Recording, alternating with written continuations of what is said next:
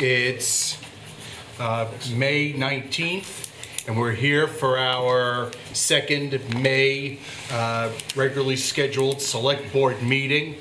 We know that the meeting has been officially warned because we convened at 5:45 and went into executive session to discuss labor relations matter, contract matters, and attorney-client advice. We took no action in executive session, and now having risen from executive session, we're glad to be convening the public meeting. We got a very packed agenda tonight. I want to welcome everybody who's watching on the television, and I want to welcome our ASL interpreters and members of the press who are here today, and everybody who's in attendance at the meeting. The first item on the agenda is to approve the minutes from April 28th and May 5. Do we have a motion to approve those minutes as presented? So moved. We have a motion to present the minutes from April 28th and May 5 as presented. Is there any comments, questions, suggestions from anybody on the board or anybody who's in attendance? Hearing none, all those in favor of approving the minutes from April 28th and May 5 as presented, please say aye. Aye. Anybody opposed or abstaining? That carries 5-0.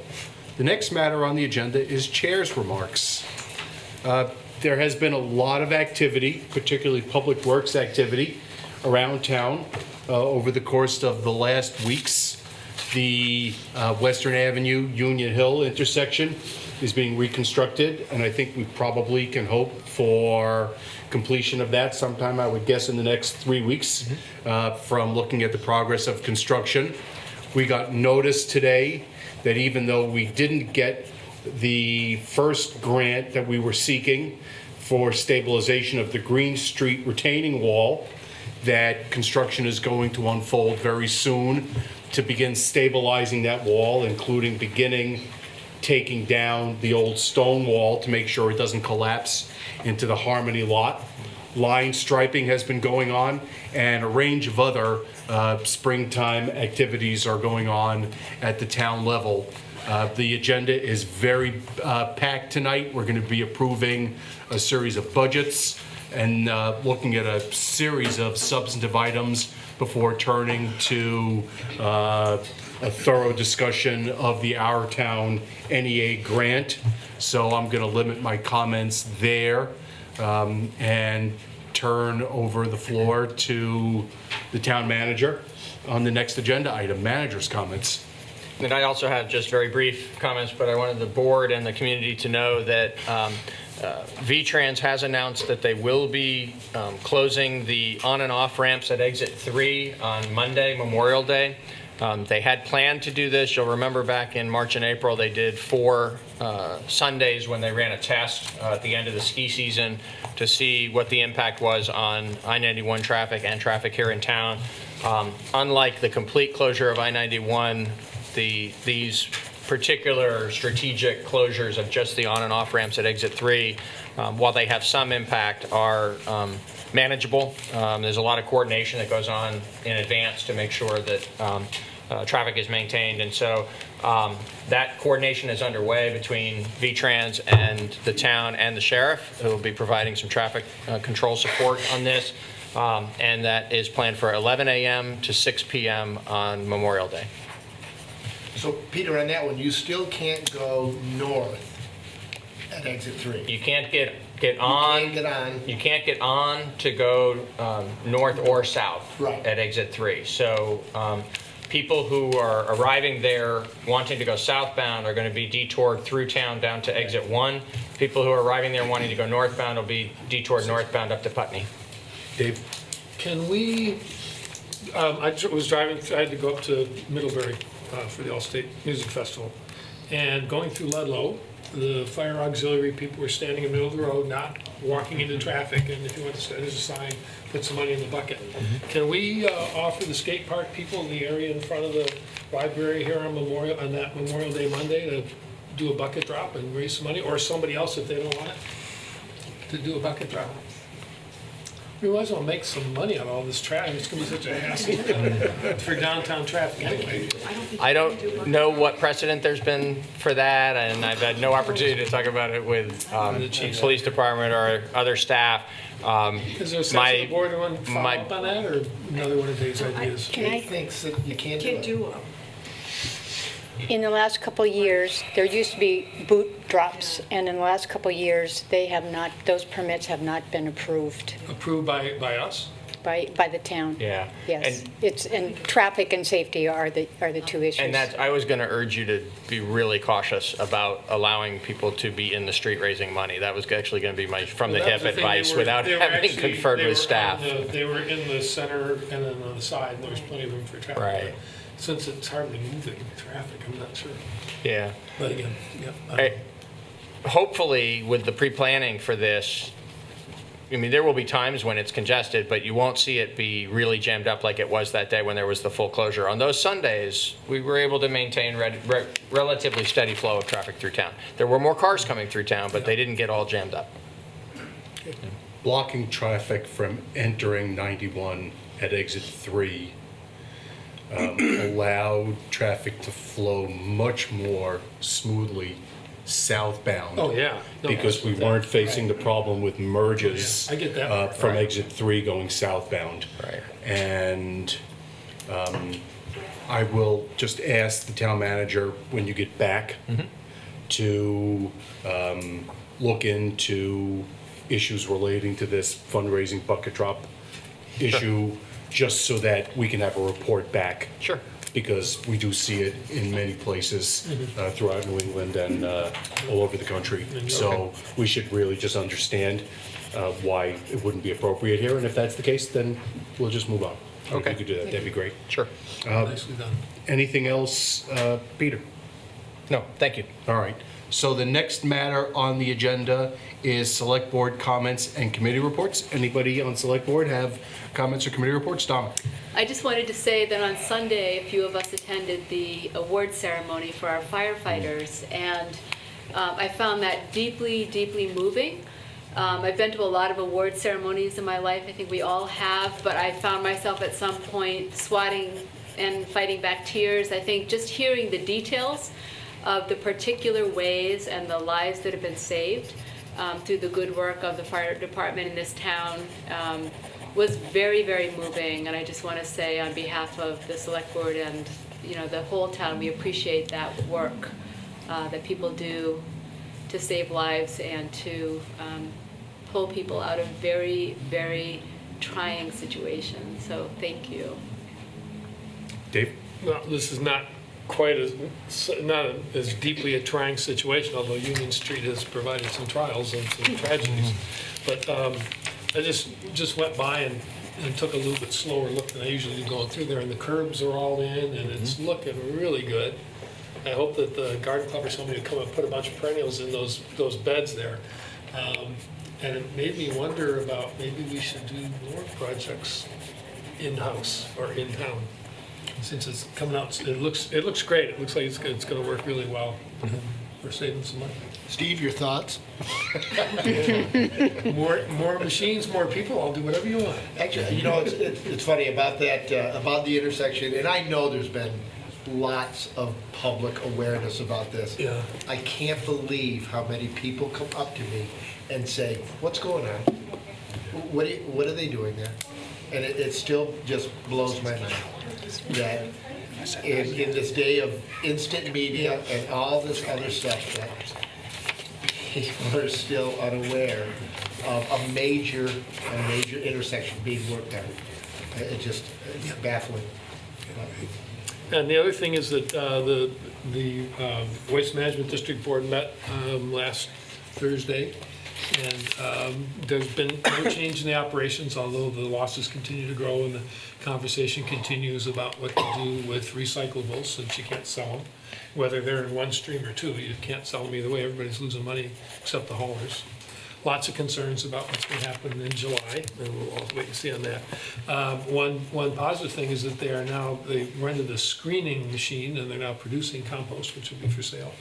And So there'll be a little additional revenue coming from that way, but there's basically no change that we can make any decisions or have conversation about yet. Anybody at this end of the table? We did have the opportunity to have the kickoff meeting for the Regional Economic Hub Study Committee. It was really a very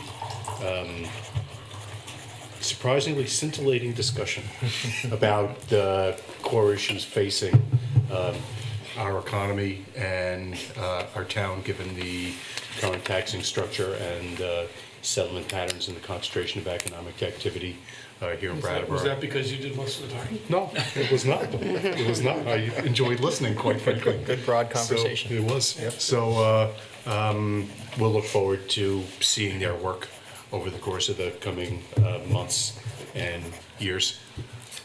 The next matter on the agenda is public participation. It's an opportunity for anybody who wants to speak to something that's not on the agenda to speak. I know Mr. Costello is here to speak to some events that are scheduled for Memorial Day, so I'll call Mr. Costello first. Thank you very much, Mr. Chairman.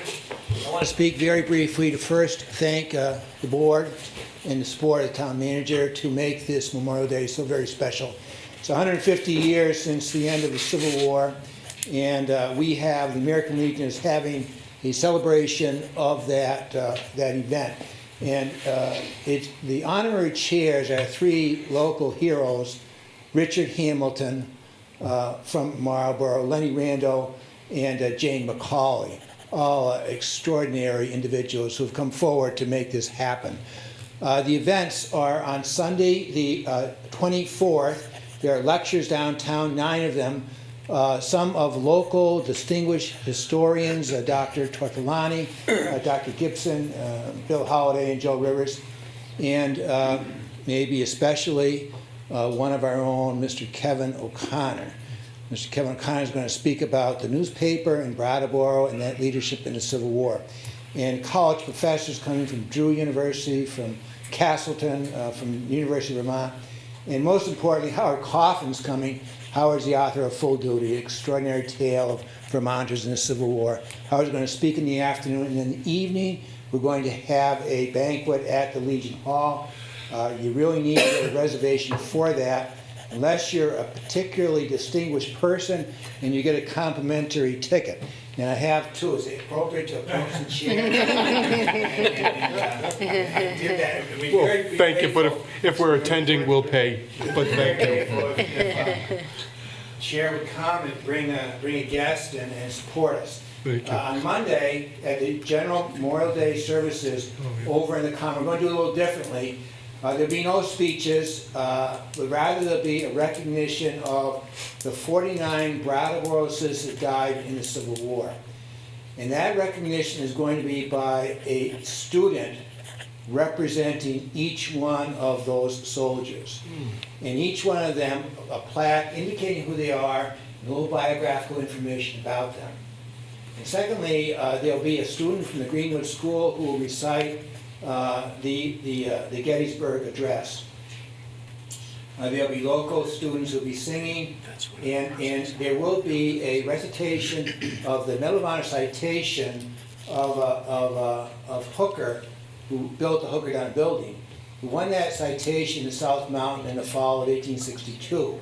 And that citation will be read by another local hero whose father actually practiced in this room, grandfather practiced, a judge in this room, John Lowry, who spent 2 tours in Iraq, and John's going to say that. And that's at the Common at 11 o'clock. So we're going to have a wonderful weekend celebrating our heritage and celebrating those honorary chairs that served so well, those young people who are going to serve. And we're grateful for the town for claiming this celebration. And we invite you all to participate. And if I could, I'll leave a poster if I could in some breath. And thank you very much. Thank you, Mr. Costello. Thank you. Anybody else who wants to speak during public participation? Mr. Wilmerding.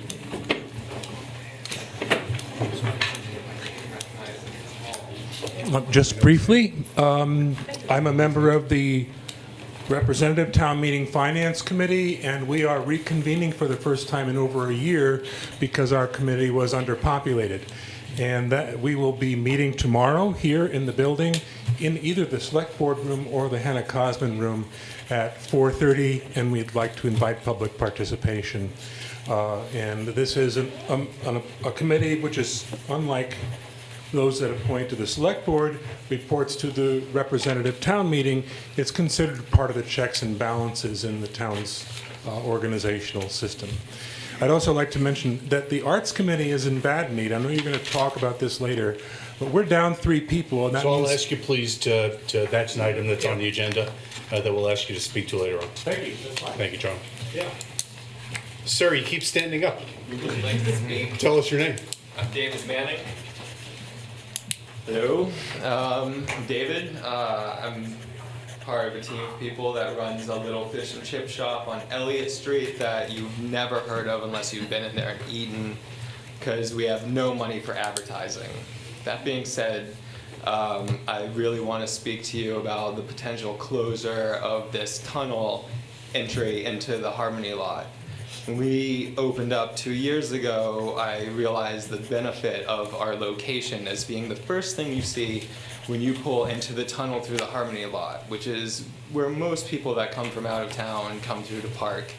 And I so happened to have rented the shop right there and painted it bright red and said what we serve on the window, and used that as my entire basis for advertising. And I've been patiently waiting for the tunnel to open back up.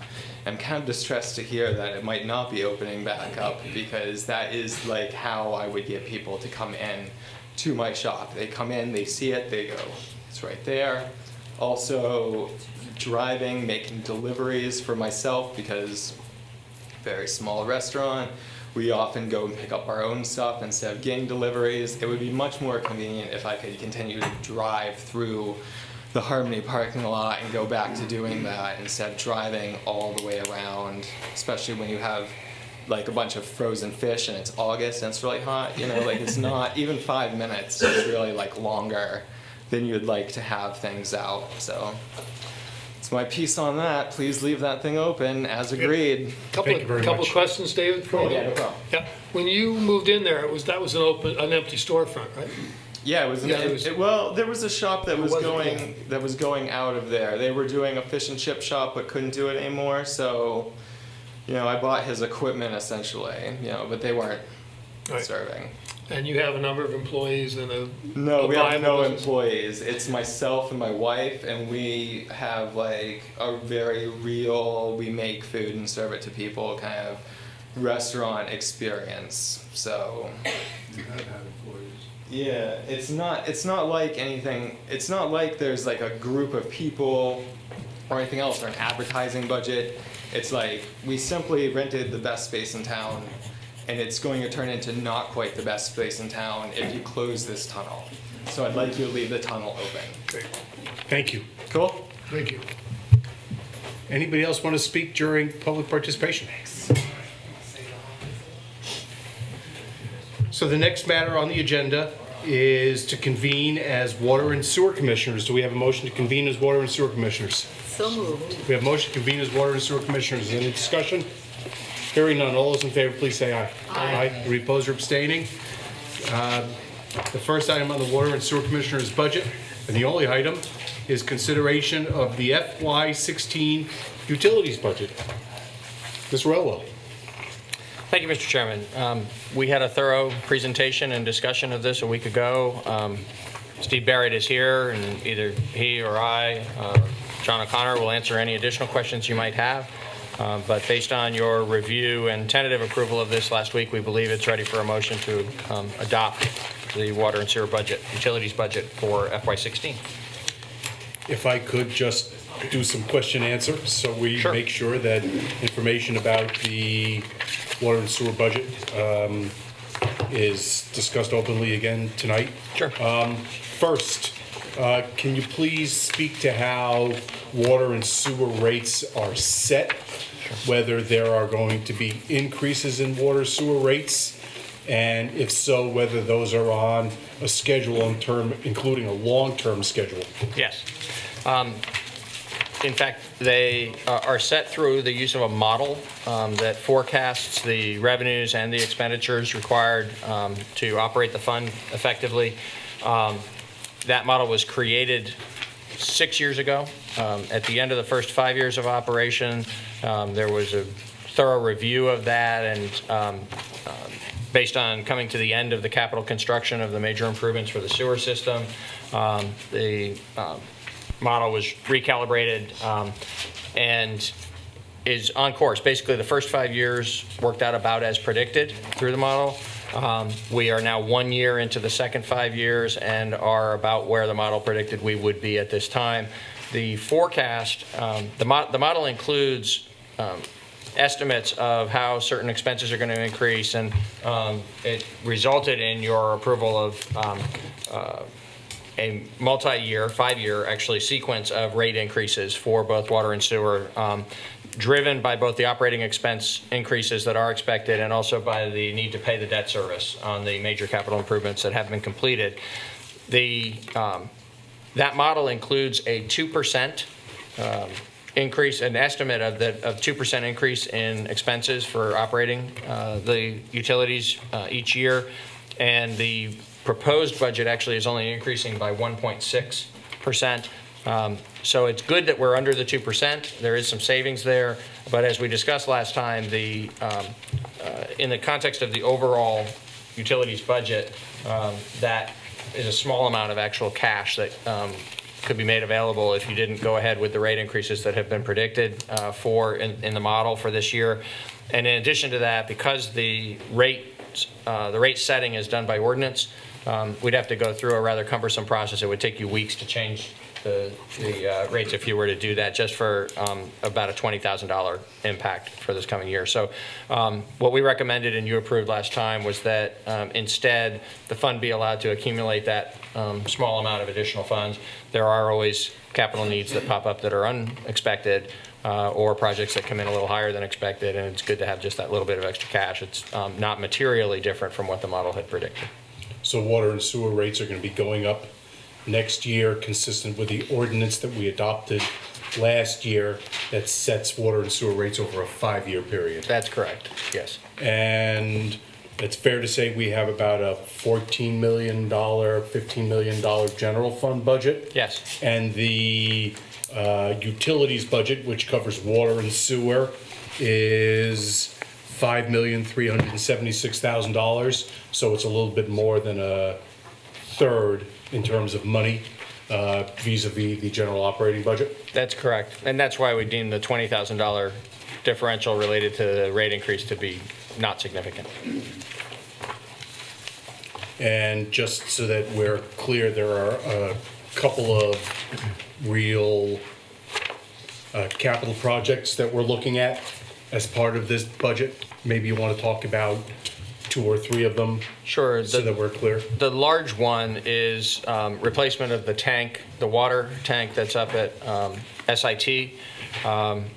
That's a very old tank in poor condition, needs to be replaced, and Public Works has identified a way that can be replaced in a manner that's flexible, that's by using steel rather than concrete, poured concrete. There's an ability to build it to what we believe is going to be the long-term need, but then if there was a point where some additional capacity was ever required, it could be added onto at that time. So I think it's both a smart way to do it and a cost-effective way to do it. That's that's the plan at this point. That there's about $1 million, a little better than $1 million of funding for that.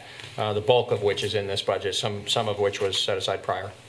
And the funding for the last piece of the wastewater treatment facilities upgrade is also covered by this budget. And Steve, it's fair to say that we're going to be seeing the construction of the gravity-fed sewer line probably this summer? That's correct. The project, the board has signed the contract, and also we're proceeding with the construction starting next Monday, or next Tuesday. Monday's a holiday. So the project's actually in full motion, and we're hoping either the last week of May, first week of June, to actually begin the boring for that gravity feed sewer line. expected to be finished by midsummer. Yep. Did I see It's a 75-day contract. Excavators or something up by the, Yes, they do have equipment staged. We've made contact with all the neighbors up there, so we're ready to go. right at the end by the trailer park, right? That's correct. Yeah, that's good. It's good to see that. And so the financing of the $32 million bonds that paid for the reconstruction of the wastewater treatment facility, the upgrade of the spring tree pump station, and that are going to pay for the gravity-fed sewer line up at Black Mountain is all handled through this utilities budget, which is an enterprise fund budget that we're going to be approving tonight. Any other questions? Peter, how many more years on that bond for the wastewater treatment plant? There's still quite a few. Oh, yeah. We've just begun to pay. Just begun to So pay. it's So there's 30-year. 20-year bond. 20-year bond, so we'll have 19 more years to go. Yep.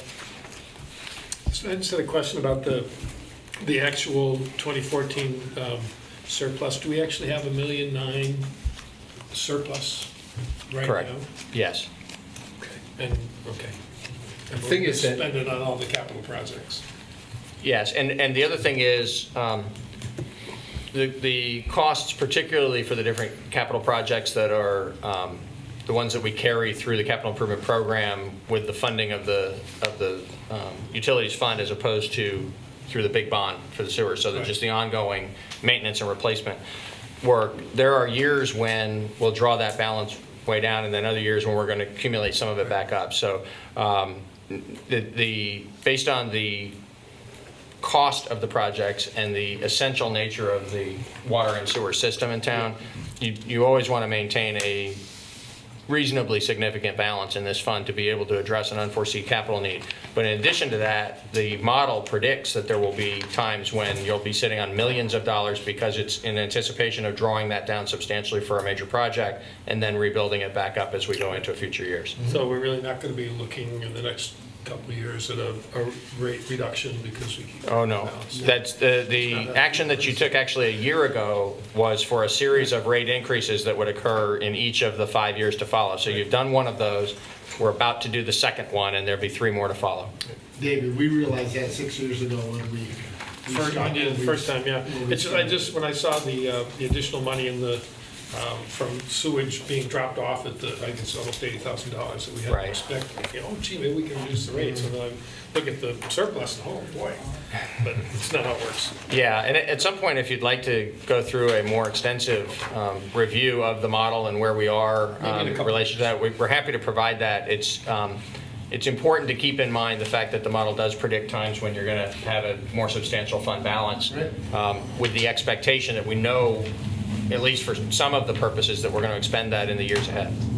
Thanks. In fact, one of our goals is to be doing long-term financial planning. Yes. And in the utilities fund, that's exactly what we're doing. I think this rate tool plans out at least 10 years ahead and projects years where there'll be significant deficits and also significant surpluses, but guarantees our ability through these rates that we're charging to pay off the bond and continue to provide the water and sewer services. I think that's a really excellent point that you know, we've talked a lot about the broader effort we're underway with related to all town operations, and this really provides a really good example of how to do it and why it's important.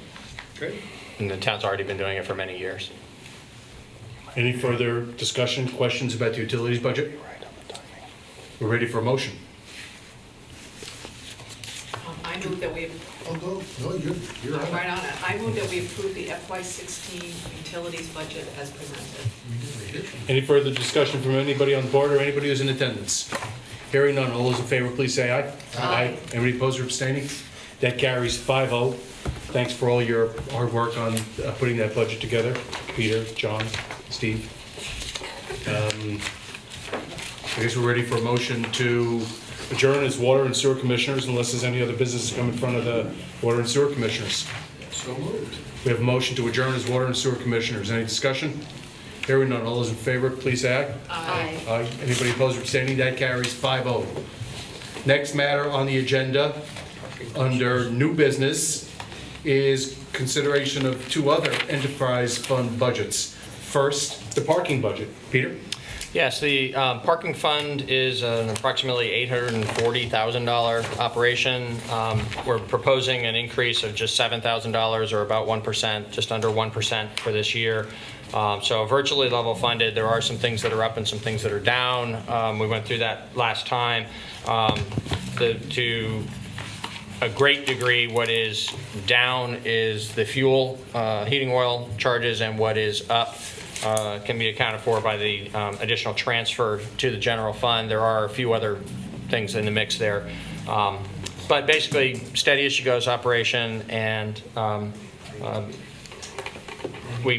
the one thing that we talked about last time that is of greater significance, I think, it's not part of your adoption per se of this operating budget, but it's an important part of managing the parking facilities, is similar to the approach that we took to the fact that we had some excess surplus in the general fund and we had some unexpected capital needs, and so we went to town meeting and we asked for the authority to spend up to a certain amount of money on certain projects so that there was a fund that you could draw on, that we would work together to define what was the smartest use of that money, which projects we should prioritize, and what we could afford to accomplish with the, in that case, $485,000 that town meeting authorized. Propose something similar here after Patrick Moreland had looked through with the parking staff at the condition of some of the facilities and identified that we had some deferred maintenance that really needs to be done. In particular, the highlighted project was the severely rusted stairwell at the transportation center. So that's one important example, but there are others in terms of some of the condition at some of the surface lots and so on. So what we asked for was that you authorize $200,000 to be drawn down from the parking fund capital budget to be used for capital needs in the parking fund to be determined. So we're going to look at that, prioritize those projects, and then come back to you later in the summer to suggest how that $200,000 can be best spent. But it's that was an important, the most important part, in my opinion, of the presentation last week regarding the parking fund, because operationally it's really another year and just about level funded is what's proposed.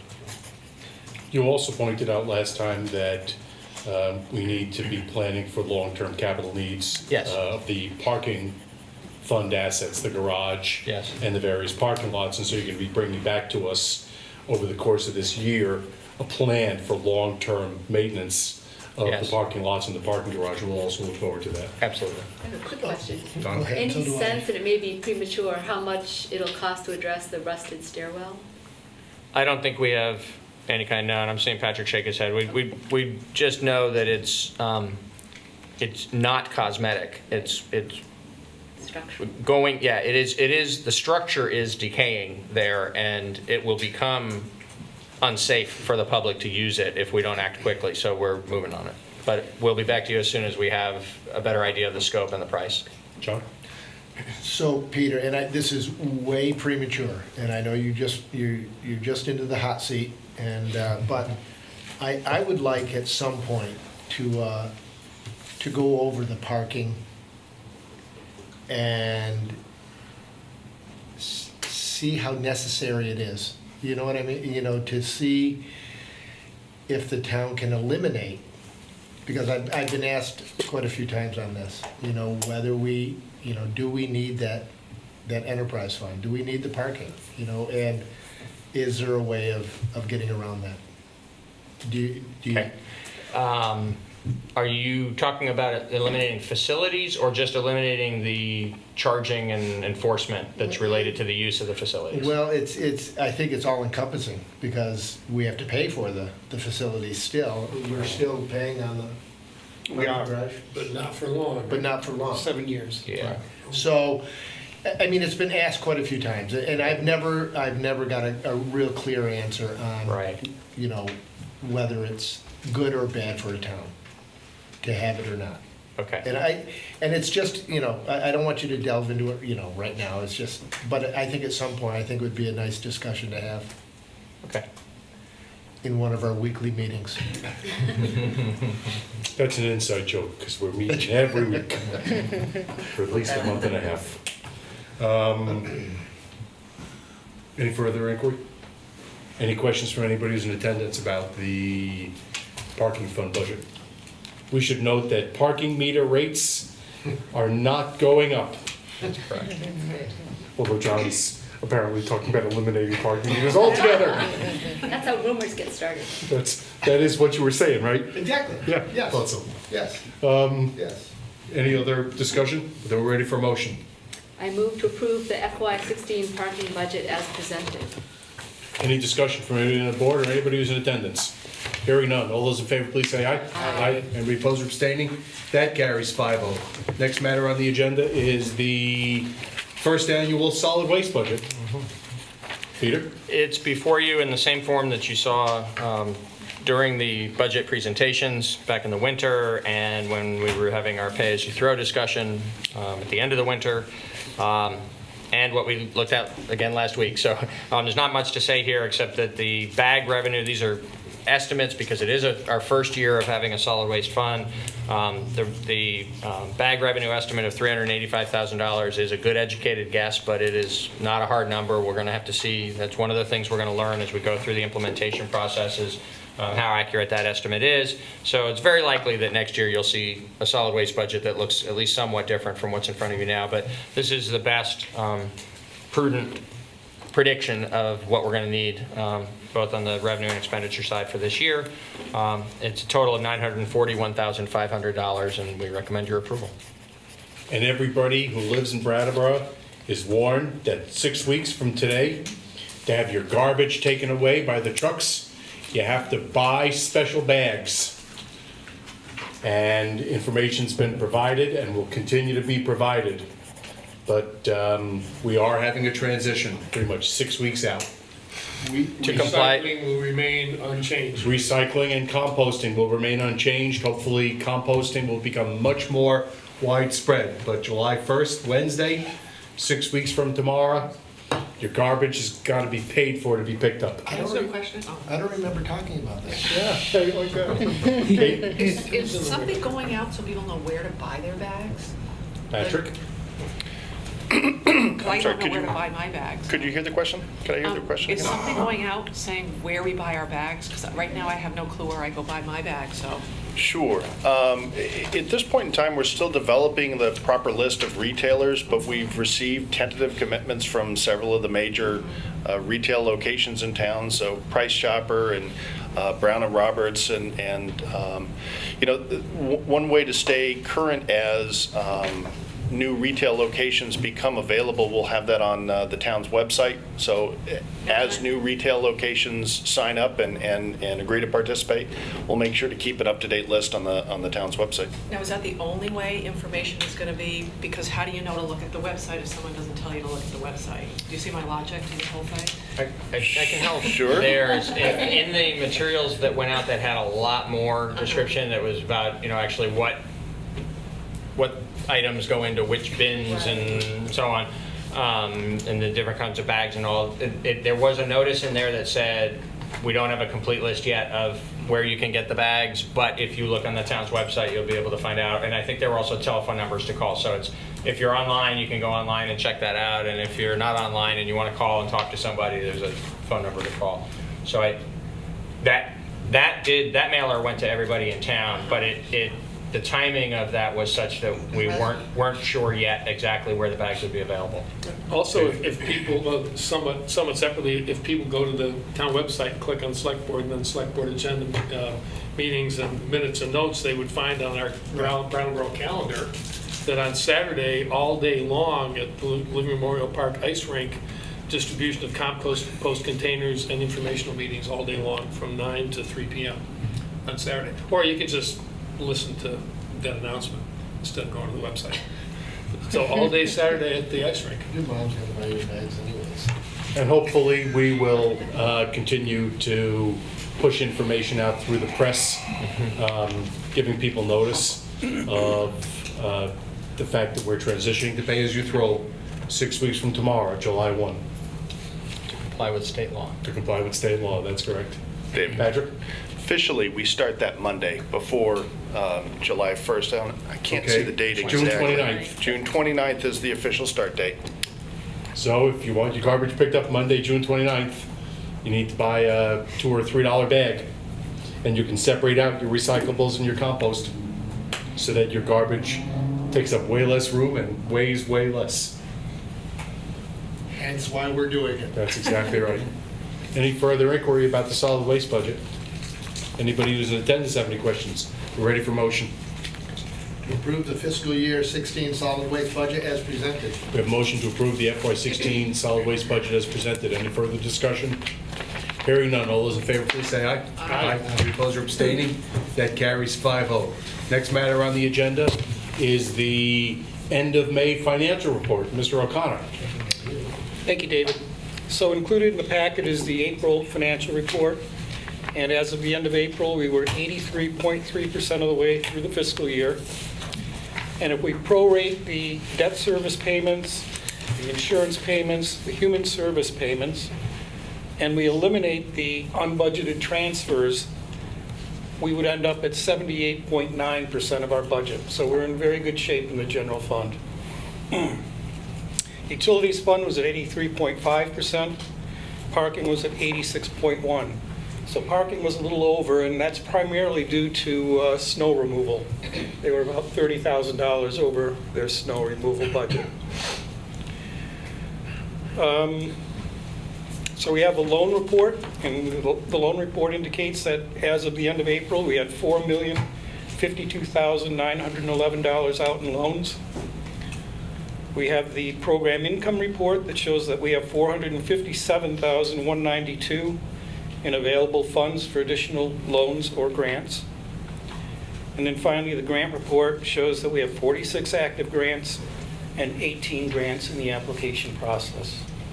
So that's kind of a summary of the financial status as of the end of April. If you have any questions, I'll certainly try to answer them. Dave? John, is there, for the rest of this month of June and July, are there any big bills that we know are coming that'll affect that surplus, or any savings that we know are going to happen in between now and then? I've taken a look at a forecast for the end of the year, and as you know, for the general fund, we had budgeted a deficit of about $200,000, excluding the unbudgeted transfers. Okay, if I look at just that and exclude those unbudgeted transfers, it looks like we may have a very small surplus or very small deficit at this point. So we're in, I think, very good shape at this point, and I'm not aware of any other big expenditures or bills that would be coming in that would change that. That are seasonal, the way like snow removal. Right. We did experience a couple of different incidents since May 1st that required a significant amount of overtime in order to deal with a couple of different public safety incidents. So that we were in a very comfortable position. We were very confident we would end the year in a surplus at the time of the April 30th report. There's always those uncertainties about things that could happen as they just did, and could happen again between now and June 30th. But as John pointed out, we still feel like there's a decent chance that we'll actually end with a surplus, and are quite comfortably ahead of the budget for the year, which would have, there's that $200,000 additional because you budgeted for a $200,000 deficit, and unless there's something very significant like a major storm or something that happened, we're very confident that we won't approach that number, and we hope to end the year with a small surplus. Remind me, when you say that we budgeted for a $200,000 deficit, remind me how that came to pass. Okay, the $200,000 deficit is basically the use of fund balance. So we wanted to supplement the property taxes with a use of fund balance, and that's what that is. So we took that money out, or we're waiting to do that at this point? That money would come out of fund balance if we ended right on budget. You would see the fund balance come down by the $200,000. Yeah. So another way to look at that is So we planned for a balanced budget, but we were taking $200,000 from the savings account to help pay for it. That's it. Hoping we don't. I like that way, presentation way better. Right. So we've had that conversation, actually. John and I have it. Another way to look at it that you get exactly the same place is you think of, you've turned that $200,000 of fund balance into a revenue. Right. But from an accounting point of view, you didn't do that. From an accounting point of view, it stays as fund balance until such time as you actually need to draw on it.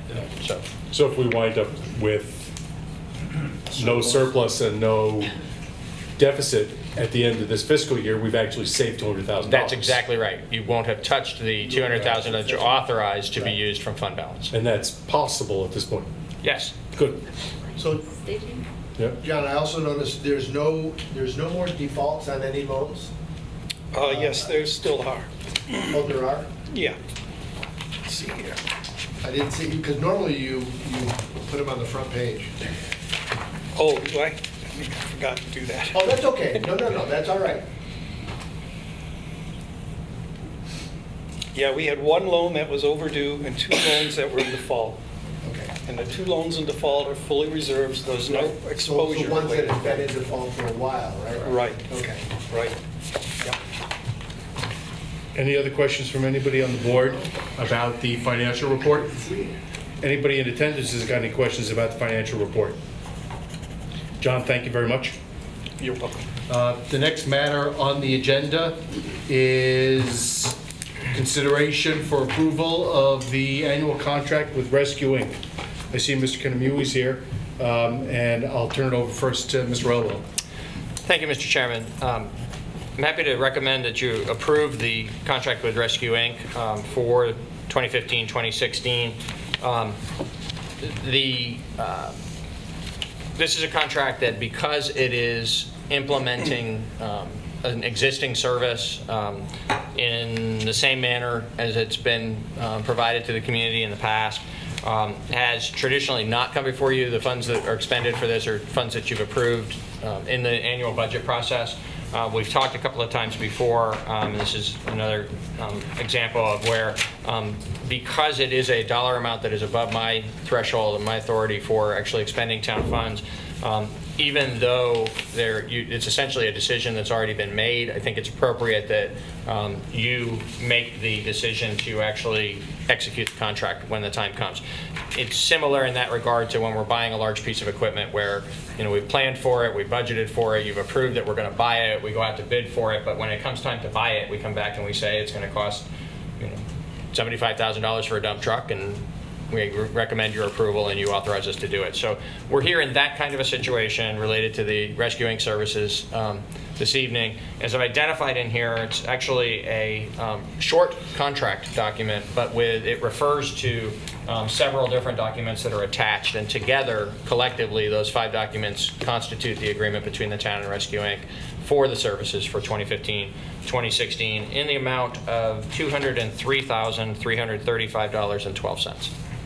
Although the $203,335 is less than the actual cost for the services, because we have some in-kind reimbursements, given that Rescue Inc. is located here in Brattleboro. That's a very and they buy important point. fuel through us. Yep, that's a very important point. So there's a fuel arrangement that we get a credit back on because they do actually, a portion of this is a payment in lieu of property taxes because the property is tax exempt. There's also an offset related to services that are provided by the police department and the fire department in conjunction with Rescue Inc. when they're responding to calls. So that's all addressed in a formula. I will be reviewing with Rescue Inc. personnel and town personnel that formula going forward, make sure that it's calibrated appropriately, it appears fine, and it certainly is at 23.3%.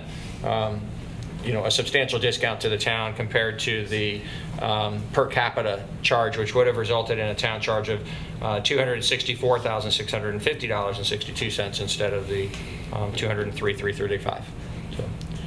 So Peter, there's been, over the course of the last years, some organizational issues that we've heard about at Rescue Inc., and there's also been long-term inquiry about potential duplication of service, since we have rescue and police and fire all generally responding to incidents. You talked with us quite a bit last week about the comprehensive review of town operations. Would it be fair to say that looking at overlap of services and the interaction between rescue, fire, and police and how they respond to calls is one of the things that will be looked at in that comprehensive review? Yes, it is fair to say that. That's especially true as it relates to the fire department and Rescue Inc. nature of the police services is that they're often at calls together, but the police officers who are there are performing substantively different function at the scene. Fire and rescue often have some overlap or some collaboration that they provide to each other at the scene. That's part of what's taken into account here in this credit, but that is something that we will be reviewing more thoroughly and carefully during the comprehensive review. Great. Any further questions or comments about the rescuing contract? Mr. Kennedy, you're here as a rescuing representative. Did you want to say anything, or you're just here to monitor? Oh, I'm actually here for the affordable housing. You used to be rescue. I'm surprised there's no one here from rescue. Yeah. They're actually having a meeting this evening. Yeah, so. I know, I'm missing it. Well, good to see you anyway, Dar. All right then. Is there anything else that anybody has to say about rescue? Please approve it. Yes. It's a great deal. It's a great deal. Anything else about rescue? All right, then we're ready for a motion on approving the rescuing contract. I move to approve and authorize the town manager to sign an agreement with Rescue Inc. for fiscal year 16 in the amount of $203,335.12 for emergency medical services. Is there any further discussion from anybody on the board or anybody who's in attendance? Hearing none. All those in favor, please say aye. Aye. And we oppose or abstaining? That carries 4-0. The next matter on the agenda, Mr. Scholl's not being at the table right now. The next matter on the agenda is Brattleboro area affordable housing. So somebody from Brattleboro area affordable housing, either the three of you can come to the table. Would you like to do that? That way you can sit and talk to us.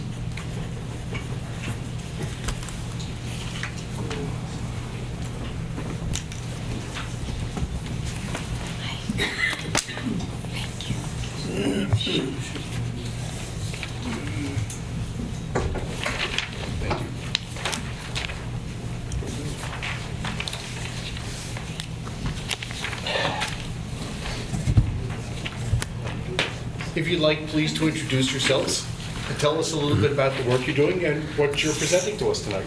All right, I'll start off with introductions. My name is Tyler Moss, and I chair the Apartments and Homes program for Brattleboro Area Affordable Housing. Dara Canamioli, I'm the currently serving president of the organization. And I'm Peter Cooper. I'm the secretary for Brattleboro Area Affordable Housing.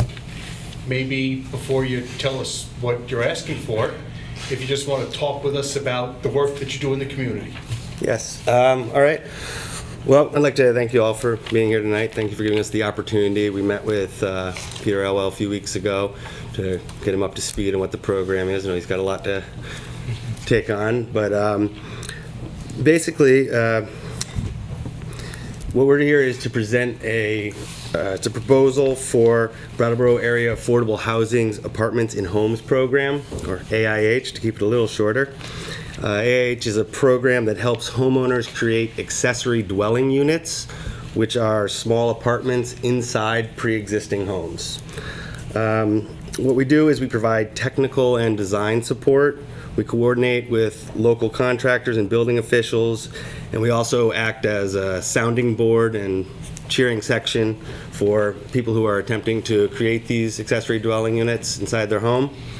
And then in addition, and what people like the most perhaps, is we offer a grant for up to $4,000. In the past it's been $3,000, but I'll get into that a little bit more. To date, we have completed 45 units in Brattleboro and the surrounding area. We're hoping to have 50 units within the next 2 years. So this program has been operating for about a little over a decade, and what it does is addresses three major needs in the town of Brattleboro. First, it creates affordable rental units.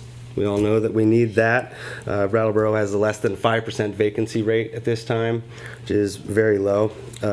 Most of the apartments that are created are single bedroom or studio units, and they typically rent for less than $800 per month.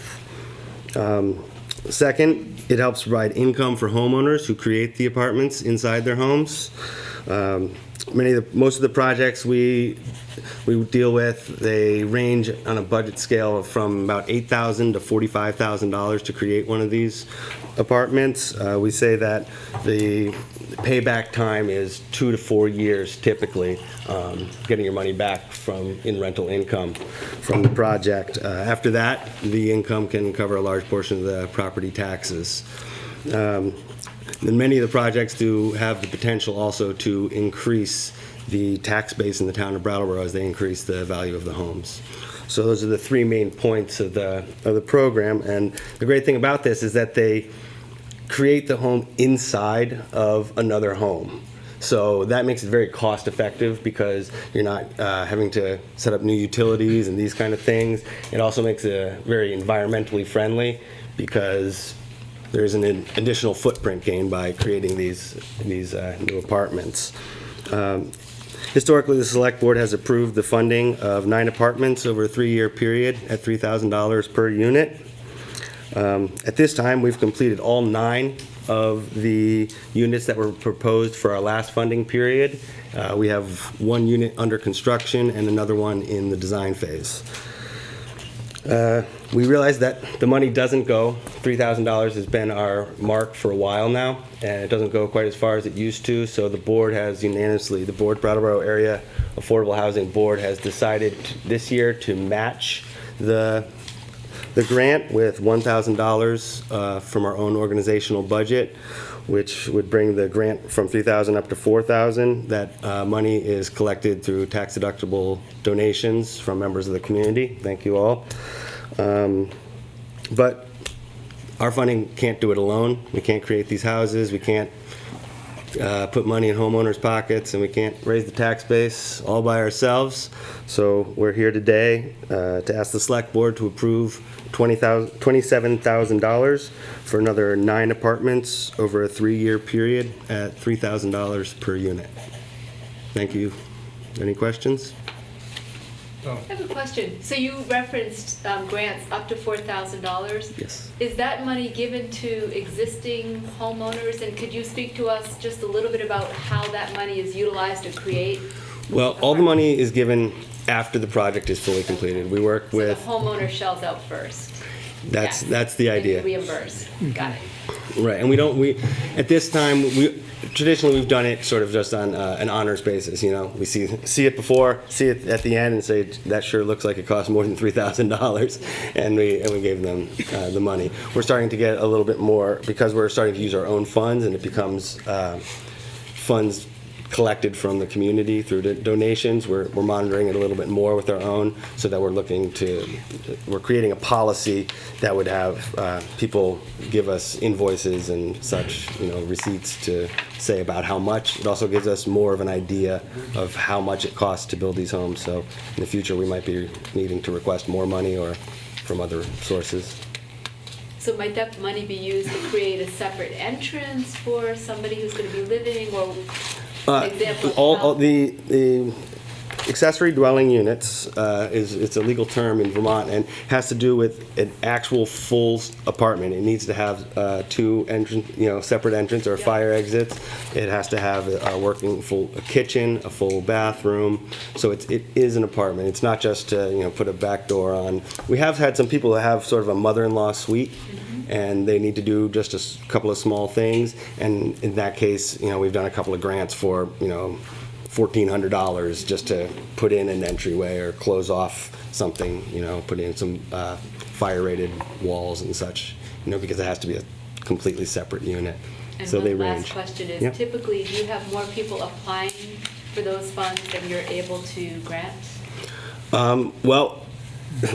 If the next person finishes before we can get approval for any more funding, or then, well, actually, in that case, we've already gotten. We would fund it from our own budget, but yeah, we're right up to the mark. We're doing all the apartments we set out to do and more. Great. So. Thank you for your work. Yes, on the board. So I have 2 questions.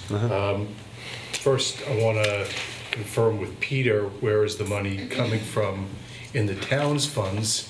And second, I just wanted to ask, you indicated that we're building these units is going on in the Brattleboro area. The grant funds that come from the town of Brattleboro are only for construction of units in the town of Brattleboro? Yes, that is correct. We've done, I think we broke it down to about 1.5 units per year outside of Brattleboro. We've tried to extend to Bellows Falls. It's a struggling community, and we've gotten a couple done there, but all of that money comes directly out of Brattleboro area affordable housing. That's not budget. Brattleboro's money that's being used there. Yeah, not Brattleboro's money, but it is the community. So we granted $27,000 a number of years ago, like 3 years ago, and so we've got 9 new dwelling units, separate dwelling units in Brattleboro for that money. Yes. Cool. Yeah. Maybe more.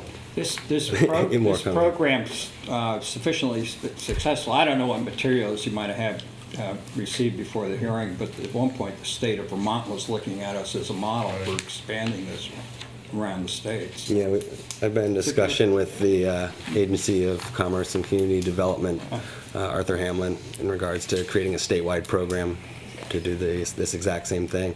Good luck. Yeah. So Peter, if you could just speak briefly to where the money comes from. It comes from program income, so the full $27,000 to create the 9 units during the next 3 years here in Brattleboro would come from our town program income fund. And so what that means is that we get grant money from the state through the feds, through the Vermont Community Development Program. We lend that money out.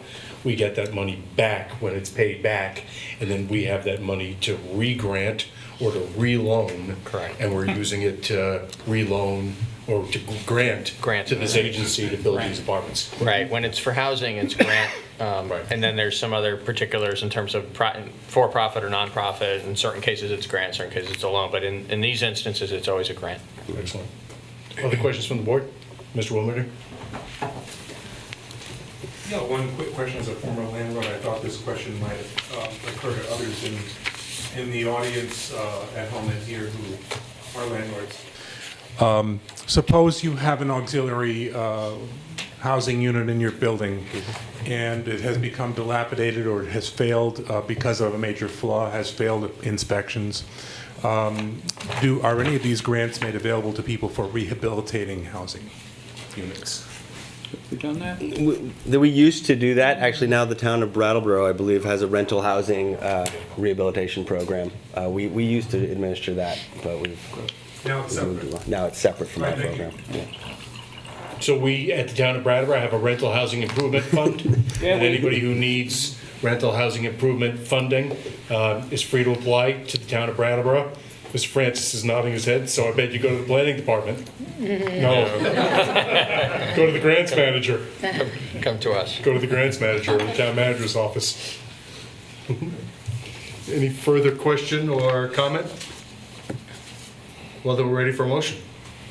I move that we approve a grant of $27,000 from program income to be paid to Brattleboro Area Affordable Housing between July 1st, 2015 and June 30th, 2018 for creation of 9 new apartments in existing single-family homes. Mr. Kennedy, can you give us the 2-minute version of what else Brattleboro Area Affordable Housing does as its mission? Okay, I'll do it fast. That rental rehab fund, actually, you were talking about, we helped to establish that when it was first set up, although the town runs it now, but we were instrumental in getting that set up. We are running our Save Our Homes program, which is an emergency loan program for homeowners. For example, they they're injured, they can't make the mortgage payment, we help them out. That's a loan. We help set up the HELP Fund, which I don't know if you know that or not. We regularly contribute to it. We're one of the people who set that up originally. Recently, we set up something called the Creative Community Housing Program that fills in gaps that are left by federal requirements for the use of funding when people can't quite fit those requirements. And it's set up through 6 service organizations in town: SEVCA, Morningside, Winston & Prouty, the Women's Freedom Center. And so we provided them their initial 1-year funding to get that going, and it's working pretty well, apparently. We have a mobile homes improvement program, which we set up through the Tri-Park area. And right now, the person that was running that, we're an all-volunteer board, and the person who was running that program left our board about 6 months ago, and we're looking to replace that person right now. But that helped with repairs and to the homes in the Tri-Park, basically. Geez, what else we done? Advocacy. We got some legislation passed this year regulating rent-to-own businesses. That was a 7-year struggle, and it could have a little better teeth in it, but it's good. Thank Byron. He's the one behind all that. Thank you. So, Okay. Tyler, just a quick question. Yes. I'm a builder, and it doesn't seem like $4,000 can go that far, but it can. Well, I did mention that most of our projects do cost between $8,000 and $45,000. So yeah, that it is not much short. If you'd like me to change that 27, I could very easily make it 56 or whatever you want. It would be wonderful if we could, But, because yeah, I just that- know it doesn't go that far. Right, and exactly, and that's why we've started. That's why we thought we sat down with the board to see how much more we can contribute, because it was $3,000 for the past. Yeah. 9 years. Yeah. So there was one, and they tried 4,000 at one point, but for other reasons, it's gone back. It doesn't. That's why we also want to watch it. I was saying we're going to monitor it more closely to see how much these projects are really costing. So is there any way for us, because it does get paid back to us? No, these funds are grants. These funds are grants. Yeah. Right. So, But we might be able to do loans with a low interest rate and a long-term repayment to supplement. If you wanted to work with. I mean, this is a grants. great program, I really like it, but it would be nice if there were more You're available. suggesting the grants managers, Yeah, we have $457,000. And He's writing that down. Well, what I'm going to suggest for right now is that we look into the question whether Right. there's other support that can be provided given the other needs that we're responding to. Right, exactly. And look into that going forward. Yeah, All right? yeah. No, that's all I wanted, yeah, I just wanted. Thank you very much. We appreciate that. Yeah. thank you. Any further discussion? But Did we get the motion? The motion's been made. All right, we have a motion. We've had a suggestion to make a change, but it wasn't, it turned into an amendment. David? Any further discussion? Yeah. Ms. Cooper? Just one thought, the way the motion was made, it makes it sound to me as if the 27,000 is, assuming you pass that, is going to be moved to the Brattleboro Area Affordable Housing's books.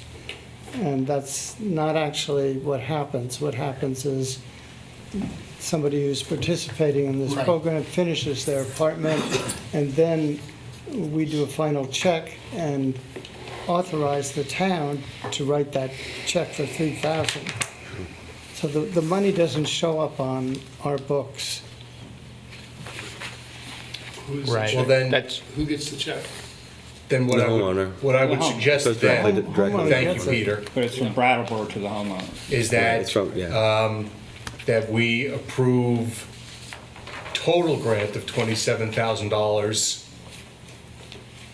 from program income to be paid To individuals. to homeowners in connection with Brattleboro Area Affordable Housing's new apartments and existing family homes program between July 1, 2015 and June 30, 2018. That'll work. Jan, did you get that new language? Duly noted. Thank you. And is there a any friendly further discussion amendment? about that language? Thank you, Mr. Cooper. Okay, someone made a friendly amendment. So that's Kate friendly accepted amendment? it. I accept that. Thank you. Excellent. Now, is there any further discussion? Hearing none, all those in favor, please say aye. Aye. Any opposed or abstaining? Thanks for your work. Thank you. you. Thank you. Excellent. The next matter on the agenda is the town plan amendment. So, Rod again? I think what we're gonna do, since this is a first public hearing, in connection with the amendment of the town plan. I'm now going to officially call public hearing on amendment to the Brattleboro Town Plan and declare that public hearing open. Thank you. Now that we're in public hearing about potential amendment of the Brattleboro Town Plan, Ms. Francis, if you could please explain to us what it is we're considering, or going to be considering. Okay, thank you. Good evening. So,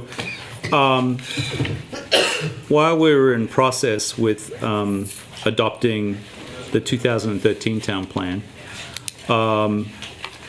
the legislature signed Act 59, or the governor signed Act 59 in June 2013. We adopted our plan in February 2013.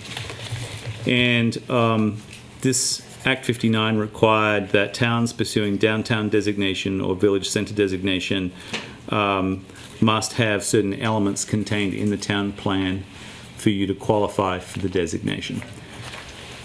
As it turns out, because we couldn't predict that they would do this, our town plan doesn't contain 2 maps and some specific language that enables us to renew the village center designation for West Brattleboro, which expires in July of this year. And so the purpose of this public hearing is, this is one of 2 public hearings that we need to conduct to basically open the town plan, make a very minor amendment, and then close the, accept those amendments, hopefully. And then in so doing, have a town plan that's consistent with state statute, which will allow us to successfully complete village center designation application for West Brattleboro Village in July of this year. The proposed amendments to the town plan are addition of 2 maps and what additional language, just in general? In general terms, we need to include some descriptions of the downtown program and the village center designation program. And then that's about it. And then the addition of 2 maps, one showing the boundary of the designated downtown and the other showing the boundary of designated West Brattleboro Village Center. Rob, So this just seems like a little housekeeping, right? it is a tiny piece of housekeeping. Exactly. We would have hoped that the legislature would have recognized that this effort is about $3,000 worth of work, and that it would have been okay for us to make these changes at the point where the town plan expires in 2018. Right. But the way they framed the statute, we were required to do it prior to applying for a renewal of either the downtown designation or the village center designation. In terms of process, after we close this public hearing, we'll call another public hearing on Yes. June 2nd. Correct. And then we'll be able to vote that same day to approve the changes? That's correct. And assuming that there's no other business associated with attempting to amend the town plan, then you will have adopted the town plan amendment in 2015. We will then grapple with what it means to actually change the document, given the way it's produced right now, and go forward from there. But that will certainly allow us to then go before the downtown board later on in the year when we're seeking renewal of the West Brattleboro Village Center designation. And the reason why we maintain Village Center designation and downtown designation is that it attracts tax credits and other benefits, including preference for state grants. Is there anybody on the board who has anything they want to say during the public hearing relating to these proposed town plan amendments? Is there anybody who's in attendance who wants to speak during the public hearing relating to these proposed town plan amendments? Having heard no additional comments besides those presented by the planning director, I close the public hearing. Thank you for your time and effort. Thank you. And we'll call the next agenda item. The next item on the agenda is the Vermont League of Cities and Towns 2015 PACIF Equipment Grant. Mr. Elwell. This is for a small amount of relatively inexpensive safety equipment. It's a grant that you authorized the application for back in March.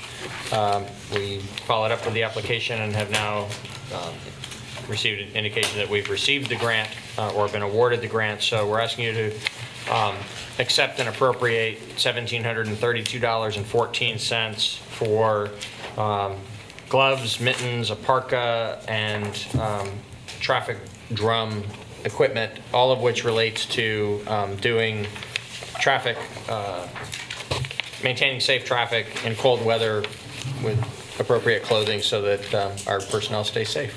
We're ready for a motion. I move we accept and appropriate the sum of $1,732.14 from the Vermont League of Cities and Towns 2015 Passive Equipment Grant for safety equipment. Is there any discussion with respect to that motion from anybody on board or anybody who's in attendance?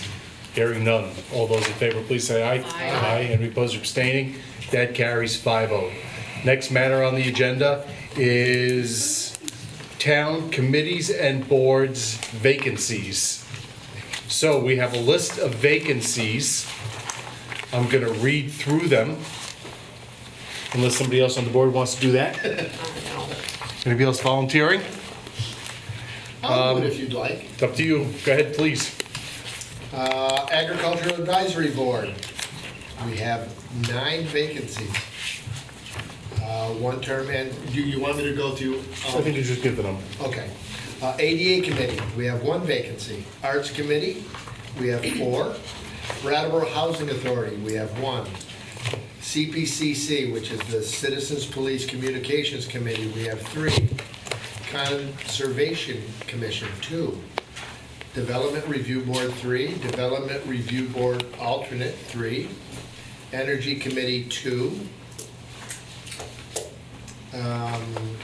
But then there's a 2-year seat that there's 1. A 1-year seat, oh, I see what they're doing. Okay, never mind. Energy Coordinator, 1. Fence Viewer, we need 3. Honor Roll, 3. Inspector of Lumber, Shingles, and Wood, we just need 1. Planning Commission, 2. Rec and Parks, 2. Rescue Inc. Trustee, 1. Senior Solutions Board, 2. SEVCA Board, 1. Okay. Tree Advisory Committee, 1. Did I skip Traffic Safety? Yes. Traffic Safety Committee, 1 public, 1 school appointment. Weigher of Coal, 1. Now, in-house positions. Collector of Taxes, 1. Acting Zoning Administrator, 1. Road Commissioner, 1. So the process is that we will circulate notice of these committee position vacancies through the usual manner by which we provide notice. And those will also probably be published in the newspaper. And Jan, if you could make a suggestion for when we want to receive applications by, so that we can do interviews, if necessary, in an orderly manner.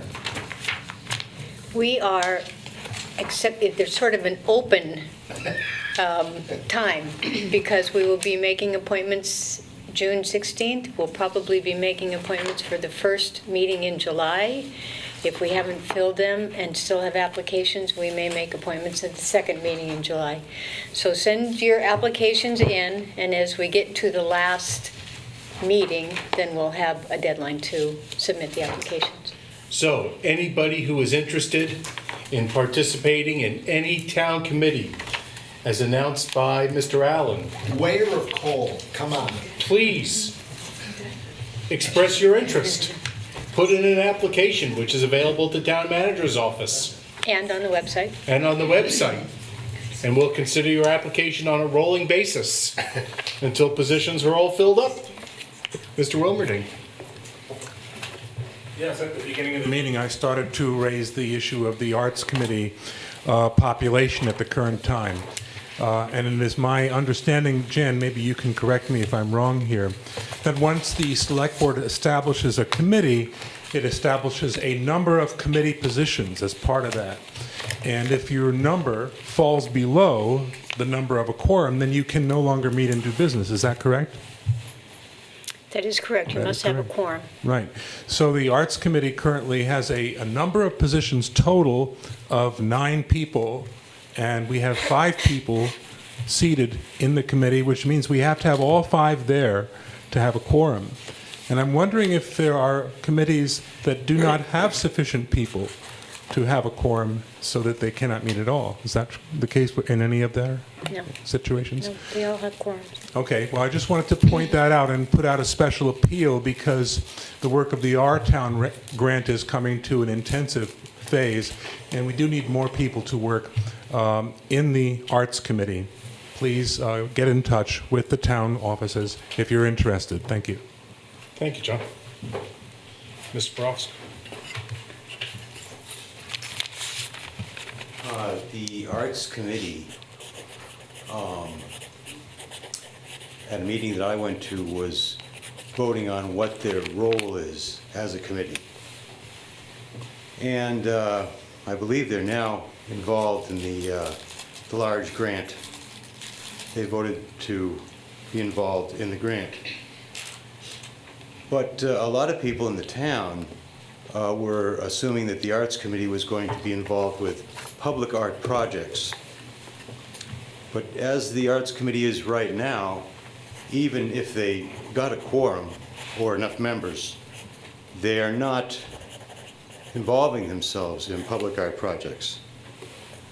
So I'm wondering if it's possible, well, to give an example of what I'm talking about, I once came before the select board with a project to do carving by Ken Hiratsuka on the sidewalk, which is in front of Boomerangs. And I didn't need an arts committee. I just made a proposal and worked out all the details in advance and came to the select board and presented it. And they decided I had to still go to the Historical Society and talk to them, which I did. And they were okay with it. And the project went ahead without any problem, very quickly, very smoothly, and was accomplished. And last year, while the Arts Committee couldn't get a quorum for a vote, because I was trying to get permission to do a project in the Harmony parking lot, I was sent directly to Patrick, whose responsibility was to deal with me because the Arts Committee couldn't get a quorum. He looked it over. I created paperwork for outdoor projects, filled it all in, and it was approved. So I was able to do it and work over the summer. Right now we have about a 4 or 5 month season to accomplish any outdoor art in Brattleboro, and I think that currently the Arts Committee is really just an impediment to getting those things done because they really have other things that they're interested in doing. So what I'm wondering is if the select board would just, I don't know if you create a policy or make a motion or what, but if it would be possible for artists to bring their proposals directly to the select board and maybe break up all the numbers and statistics for a few minutes with some drawings and just see if it's possible to get things done that way, directly through the select board without the help of the art committee, which seems to be engaged in other activities currently. That's my question. If we could do it maybe the way we did it before there was an art committee and get these things through smoothly and get a lot accomplished over the next 4 or 5 months. I guess what I'll say, and I try not to always, respond to individual comments, but I think that your comments go both to this agenda item where we're identifying openings and to the broad topic that is on for discussion under the next agenda item on our select board agenda. and also more broadly to the current role of the Arts Committee. And I don't think that we can act on that right now, tonight. Something to think about. Right, but it's definitely something to think about. And I'm sure that it's something that we will think about going forward. When All right, you're so I want ready- to thank you very much for bringing that up tonight. I'd just like to add that when you're ready, I'm ready. Yeah. Well, we had a request last year or the year before to do painting on the street. I was following it. Right, and it took some time, but we adopted a policy, and there's now a policy in our town policies about how somebody who wants to do a street art installation can apply for approval and come in front of, I think it's either the select board or the traffic safety committee to make sure that everything that needs to be tended to has been tended to. And so there actually is a separate street art policy that's already been adopted. Oh. So if you want to paint on a street, there's at least something separate that currently exists. Well, And that painting disappeared. It did, very quickly. In less time than it took to decide to put it down. You got that right. It did. Our snow plows do a good job. Right. So, but we'll keep those other thoughts in mind as well. I'll be back. Thanks, Scott. So I want to just make sure, like I said, that comment was a little bit beyond just the announcements that we're making. So, Ms. Anderson, Mr. Wilmerding, if your comments go more to the general role of the Arts Committee, I think it'd be better talked about under the next agenda item, if that's okay with you. But Kate, go ahead. I just want to briefly, Kate Anderson, Brattleboro, I just would like to briefly address the Paint the Pavement project. Right. In that particular instance, I think that was a great example of what the Town Arts Committee does well, and that was to liaise between a group wanting to do something a little bit unusual or artistic or creative or whatever you want to call it, and the town needing to be able to approve with parameters. And so in that case, I served as the point person for the Town Arts Committee, and Tita Hillston was probably the point person from the neighborhood, and it just went through in a very easy way. So I just would like to point that out as a good example. I do remember that, now that you say it. A bad example would be the paperwork that was submitted 6 months ago for the transportation center to put a mural in down there that the art committee seems to have lost.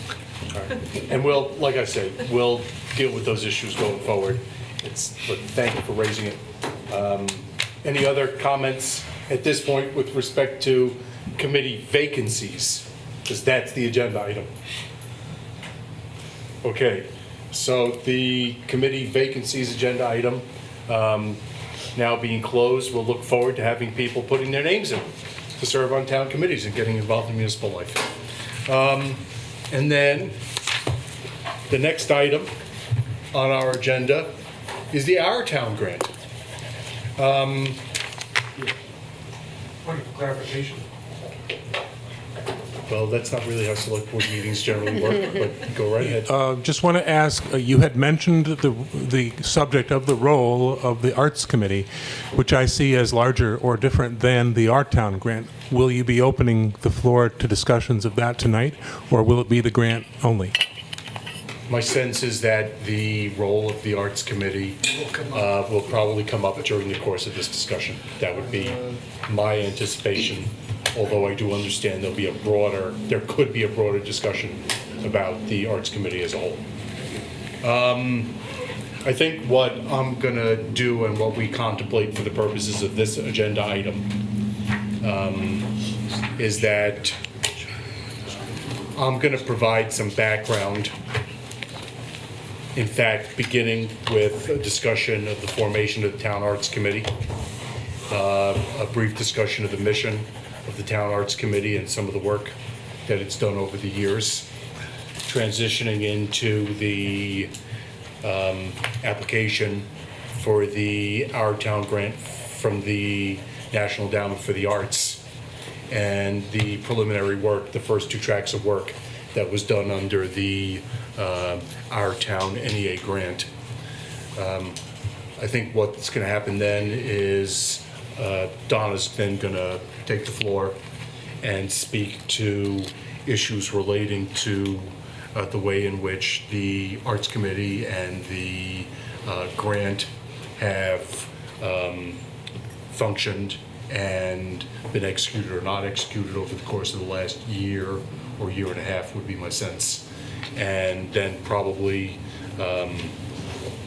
I'm gonna pick back up with questions and issues that need to be decided about how we're gonna proceed going forward. So that's what we anticipate happening. I consider it unfortunate that the press just left, because it's a matter of some public interest and public importance, but we don't set those priorities. So what I'll note is that in 2008 or 2009, the town of Brattleboro considered and then decided to considered formation of, and then decided to form a town arts committee.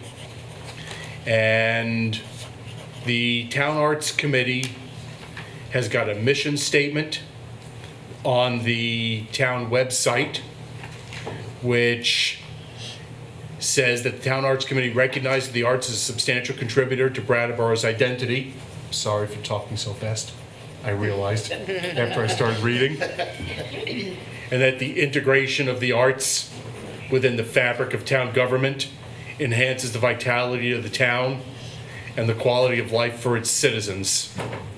And that the goal of the Town Arts Committee and its mission was to strengthen the bond between the town, the community, and the arts community by connecting and communicating about arts issues, providing advice, assisting in rewriting the cultural section of the town plan, and dealing, among other things, with public art projects. And among other things, the Town Arts Committee, after its formation, developed a series of public art policies dated July 7, 2009. Actually, a very comprehensive and informative document informing the role of public art in our community. The Town Arts Committee actually worked to bring about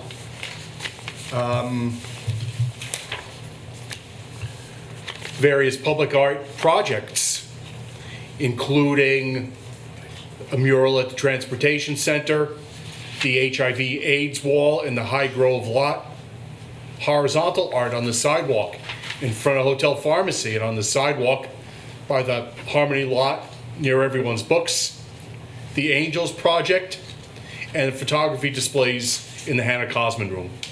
So the Town Arts Committee over the years has contributed in an important way to recognizing the importance of art in our community. Now, in 2012, I believe it is, a request was made, or a suggestion was made, that the town of Brattleboro apply for what's called an Our Town grant from the National Endowment for the Arts. And that was presented to Select Board. There were a number of themes that ran through the application materials and what was presented to the board when we decided to apply for that grant.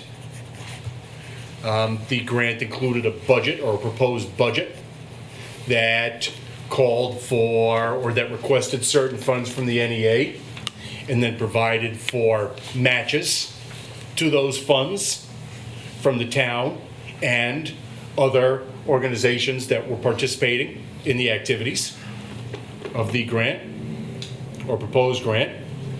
And the grant application called for doing work in 3 tracks. One track was mapping cultural assets. Another track was engaging in public dialogue. And a third track was moving towards and finishing with a culminating arts installation or project. Also running through those discussions was the question whether it might make sense and would be feasible to have an arts district in the town of Brattleboro, essentially running from the archery building out to the building on Whetstone Brook or thereabouts, generally. That's the way I understood it anyway. The grant was approved by the National Endowment for the Arts. I think there was a 2-year term through 2014. And they made some changes to the budget, but essentially approved the process of moving forward with the Our Town grant. And work unfolded substantially in the first year or 2 of the existence and the life of that grant. There were a series of charrettes that occurred. There were people who were brought here from out of town to help facilitate dialogue about mapping of cultural assets and about the arts community in the town of Brattleboro.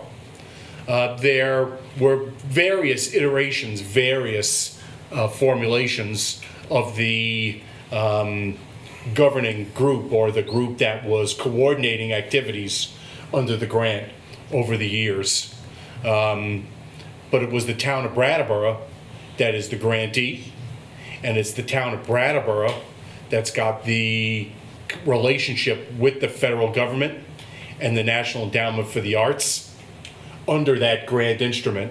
And it's the town of Brattleboro that's got the obligations under that grant instrument and the authority to make decisions, I think, under that grant. So one of the results of that grant project and that Our Town grant was this Brattleboro Atlas of Cultural Assets, which was developed and circulated in April 2013. There was a series of charrettes that occurred, and I think it was last summer that the planning director came back in front of the board. I seem to recall it was July 1st because it may have been my first meeting back after flying over the handlebars. And, well, you know, and not figuratively, literally. And that was the joke. So we had a discussion at that time about the fact that it was time to move towards that final track of the grant, which was doing an art installation or presentation, I think permanent or temporary as far as I understand it, that would essentially encapsulate the work under the grant as it had been accomplished. Unfortunately, from what I can tell, there's not been a lot of forward progress since that time, and there's been some confusion and questions about roles and really failure to move forward and accomplish the goals that are articulated by that grant. And based upon everything that I've seen relating to the work related to this grant, the select board decided that it was time to have a full public discussion of the current status of the grant, the potential for moving forward to a successful completion of that grant, And if so, how that would happen, and if not, why not? So that's what we're here for tonight. Donna has been on the Town Arts Committee, I think since joining the select board. Yes, July. And so Donna's been directly involved in all this. And I think with that introduction, I would hand it over to you. Thank you. That's so helpful. So I'm going to start. The mission for the Arts Committee has been spoken out loud. And for those who are in the room and for those who are not in the room, I think it's worth reading the vision for this committee. And I think in light of the conversation we're about to embark on, it can't hurt to have some vision in the room. So the vision for the Town Arts Committee. We envision a Brattleboro where the arts and artists thrive and are wholly integrated into the socioeconomic fabric of the community, contributing in unique and multifaceted ways and sharing in community responsibilities. The arts act as both prism and lens, our community deeply authentic and still, with a sure sense of place, offers a soil rich in its ability to support vision and perspective. This resource is well recognized and is evidenced by Brattleboro's literary, music, dance, and theater legacy, both past and present. The arts sector seeks to engage with our community in a more fluid conversation, seeks easier access both to the arts and from the arts, and seeks to further contribute to the enrichment of Brattleboro's own creative economy. Sustainability in the arts, enabled by an infrastructure attentive to the entire community's needs, contributes positively to the community's overall quality of life and economy. So I offer that as something that this conversation can relate to and also dignify. So having been tasked with trying to summarize where we have been in the last year, I want to say in full honesty that it is a task that is pretty guaranteed to be flawed. But nonetheless, I'm going to give it my best shot.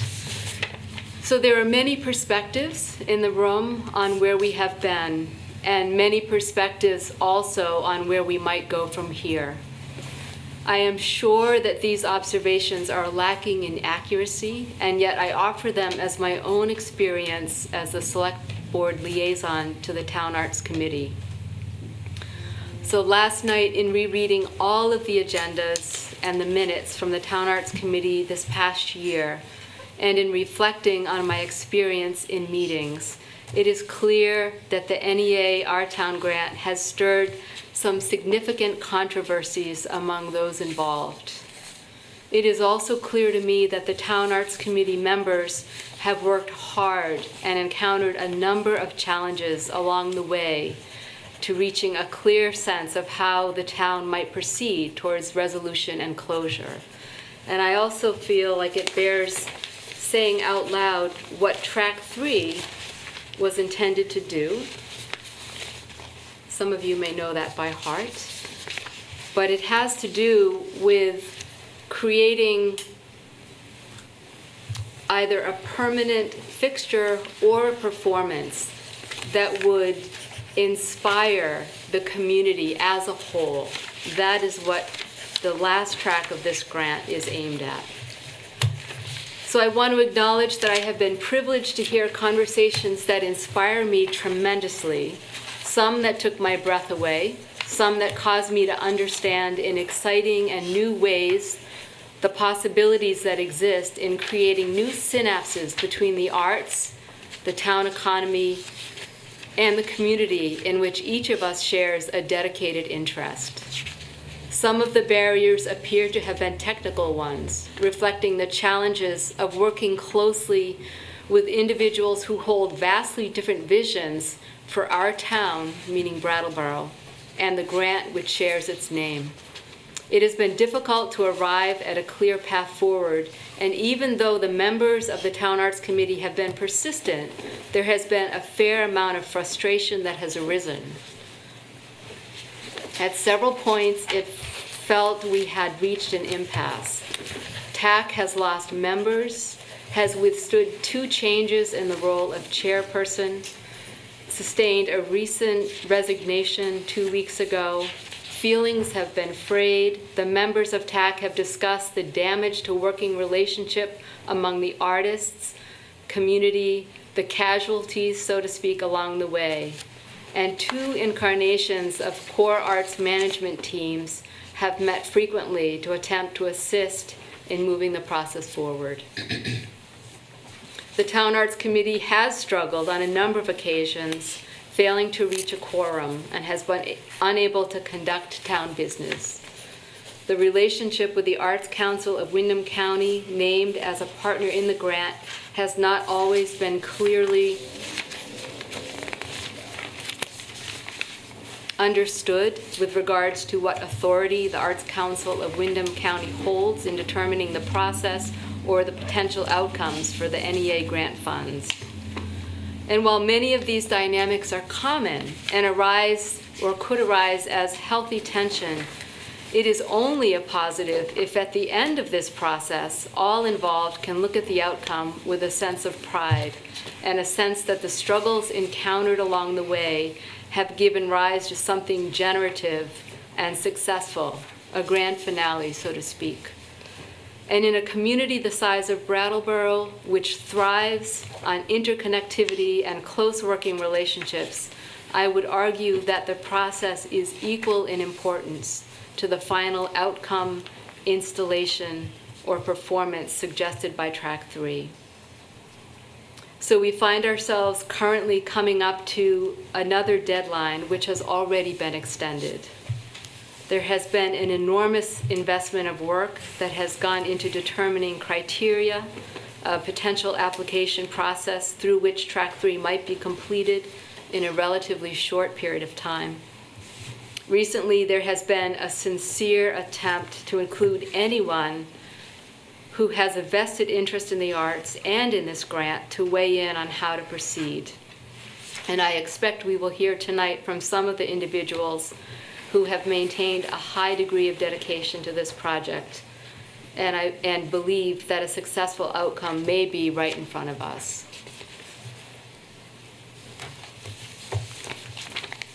Thank you, Donna. I think it's fair to say that at this point, there's a question in front of the board about what steps we should take going forward with respect to the NEA Our Town grant. And I think there's a number of truths that sit right at the core of the discussion. And there's a number of real decisions that the Select Board, as the governing body of the town of Brattleboro, which is the grantee, needs to make. So what I would note first is that the end date of the Our Town grant at this point is July 31? July 30 of 2015. And the grant time frame has already been extended a full year, from 2 years to 3 years during the last year. And given that this is now May 19th, and given the lack of progress really towards a concrete result, which is what we'd be looking for, it's hard to see that the work under the grant, if it were to continue forward, it's hard to see how that can really be completed by July 30. And so at the very least, if we're going to be moving forward with this, we have to consider applying for an extension of time. We'll recognize you after. I would also note, and although Donna spoke very eloquently about efforts that various people have made, there really hasn't, as far as I can tell, been concrete progress towards that Track 3 goal, which is the culminating art project or installation at this point. We've been talking about criteria, and my view is that these public art project policy criteria are actually very informative and could very cogently inform if we were going to be moving forward with the public art installation. But I haven't really seen any particular process developed, any criteria that have been specifically developed and presented to the select board. There's been no RFP process. There's been no awarding of contracts, contracts, whether it's for a small or a large project, and whether we would need smaller contracts with individual artists, or one big award if we were going to go forward. And there's been no vetting of any of that by select board or by any governing body at this point in a manner that's clearly organized and following the grant instrument and the town's responsibility as financial agent under the grant. And so kind of seems to me that there are two potential ways forward, two broad potential ways forward at this point. And I say that from my perspective, looking in from the outside, not having been directly involved in the work of the Town Arts Committee and the Car Arts Project, but having seen it over the years from the outside and having studied it pretty intensely over the course of the last week to 3 weeks, given what appears to be sort of a breakdown in the process. And so on the one hand, there is a real possibility at this point that we may not be able to move forward with completion of Track 3 under the grant. And if that happens, we've certainly had some value that's come from Track 1 and 2. I mean, we've mapped cultural assets. We've had a pretty thorough dialogue through those charrettes and through people coming in and helping to make presentations to the community. And it may be that ultimately the select board's going to make a decision that we're going to stop this work where it is if we don't think that we can repair it. The second alternative, it seems to me, is to develop some clear structure and guidelines with clear timeframes that will clearly articulate the responsible parties and the decision-making authority in order to move this thing forward in an effective manner, if that's possible. I don't know if it's possible right now. And some thoughts that I've had in that regard would include designating the Town Arts Committee and trying to repopulate that committee in an effective manner to work towards, in a prompt manner, development of very specific criteria governing this Track 3 of the grant. And it might follow the criteria in the Town Arts Policy. And after the Town Arts Committee develops and vets those criteria, they would be presented to Select Board for approval.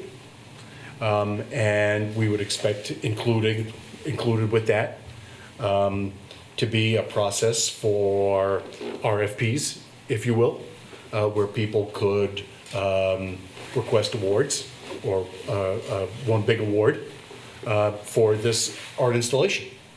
And then we would set timeframes within which application could be made for the funds to whatever extent those funds are available, whether from NEA or from matching sources.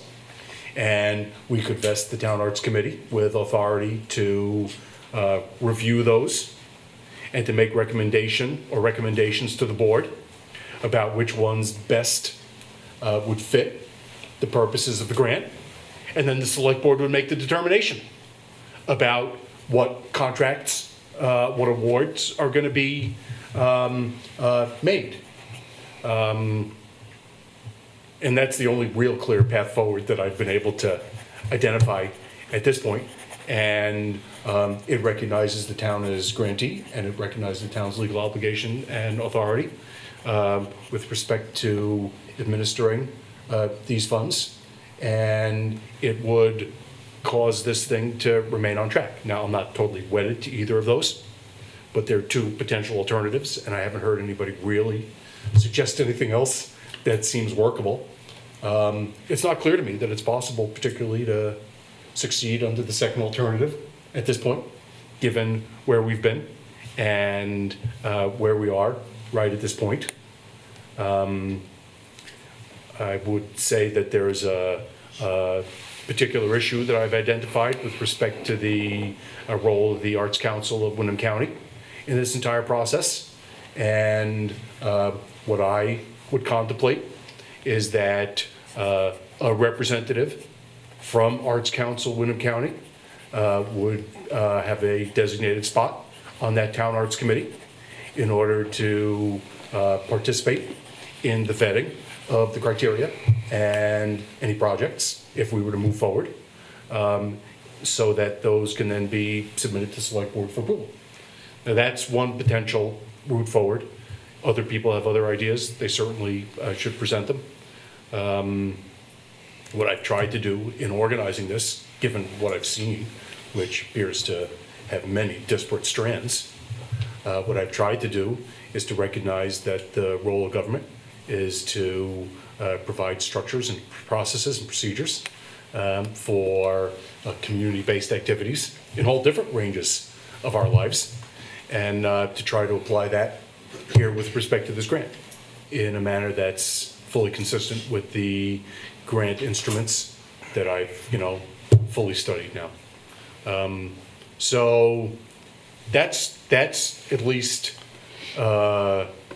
potential organizing principle or principles or alternatives for what may happen going forward. And I know I've had a chance to talk with Donna about this and with other members of the administration about it. And I know there's been a lot of confusion and apparently a lot of bad feelings about it. I don't know if any other board members have anything else that they want to comment on at this point, or any members of the administration want to comment at all. But not hearing from other board members or members of the administration, I think what we're going to do is we're going to open up the floor to hear what anybody wants to say about this. And what I will ultimately say is that I can't promise the board's going to make a decision tonight. I think probably that we're going to hear what everybody has to say, and we're going to mull it over, and then we're going to see where we are, because we need to think about it. John? David, just one thing, and I don't know if it's premature to ask this or not, if Peter, just to explain what is left of monies for track 3, because it's obviously it's changed its structure a little bit, so that everybody knows really where it stands. Okay, Peter, yeah, please. I can go into a deeper detail of the accounting of how we identify this number if you'd like me to do that at some point in the discussion, but the short, clear answer to the question of how much is left is we believe $21,738 are available for expenditure directly on the art project. So there are additional funds that would be paying for the support activities. There are in-kind services contemplated under the grant that would be part of track 3. But the cash that would be available at this time to put directly into the art and the execution of the project would be $21,738.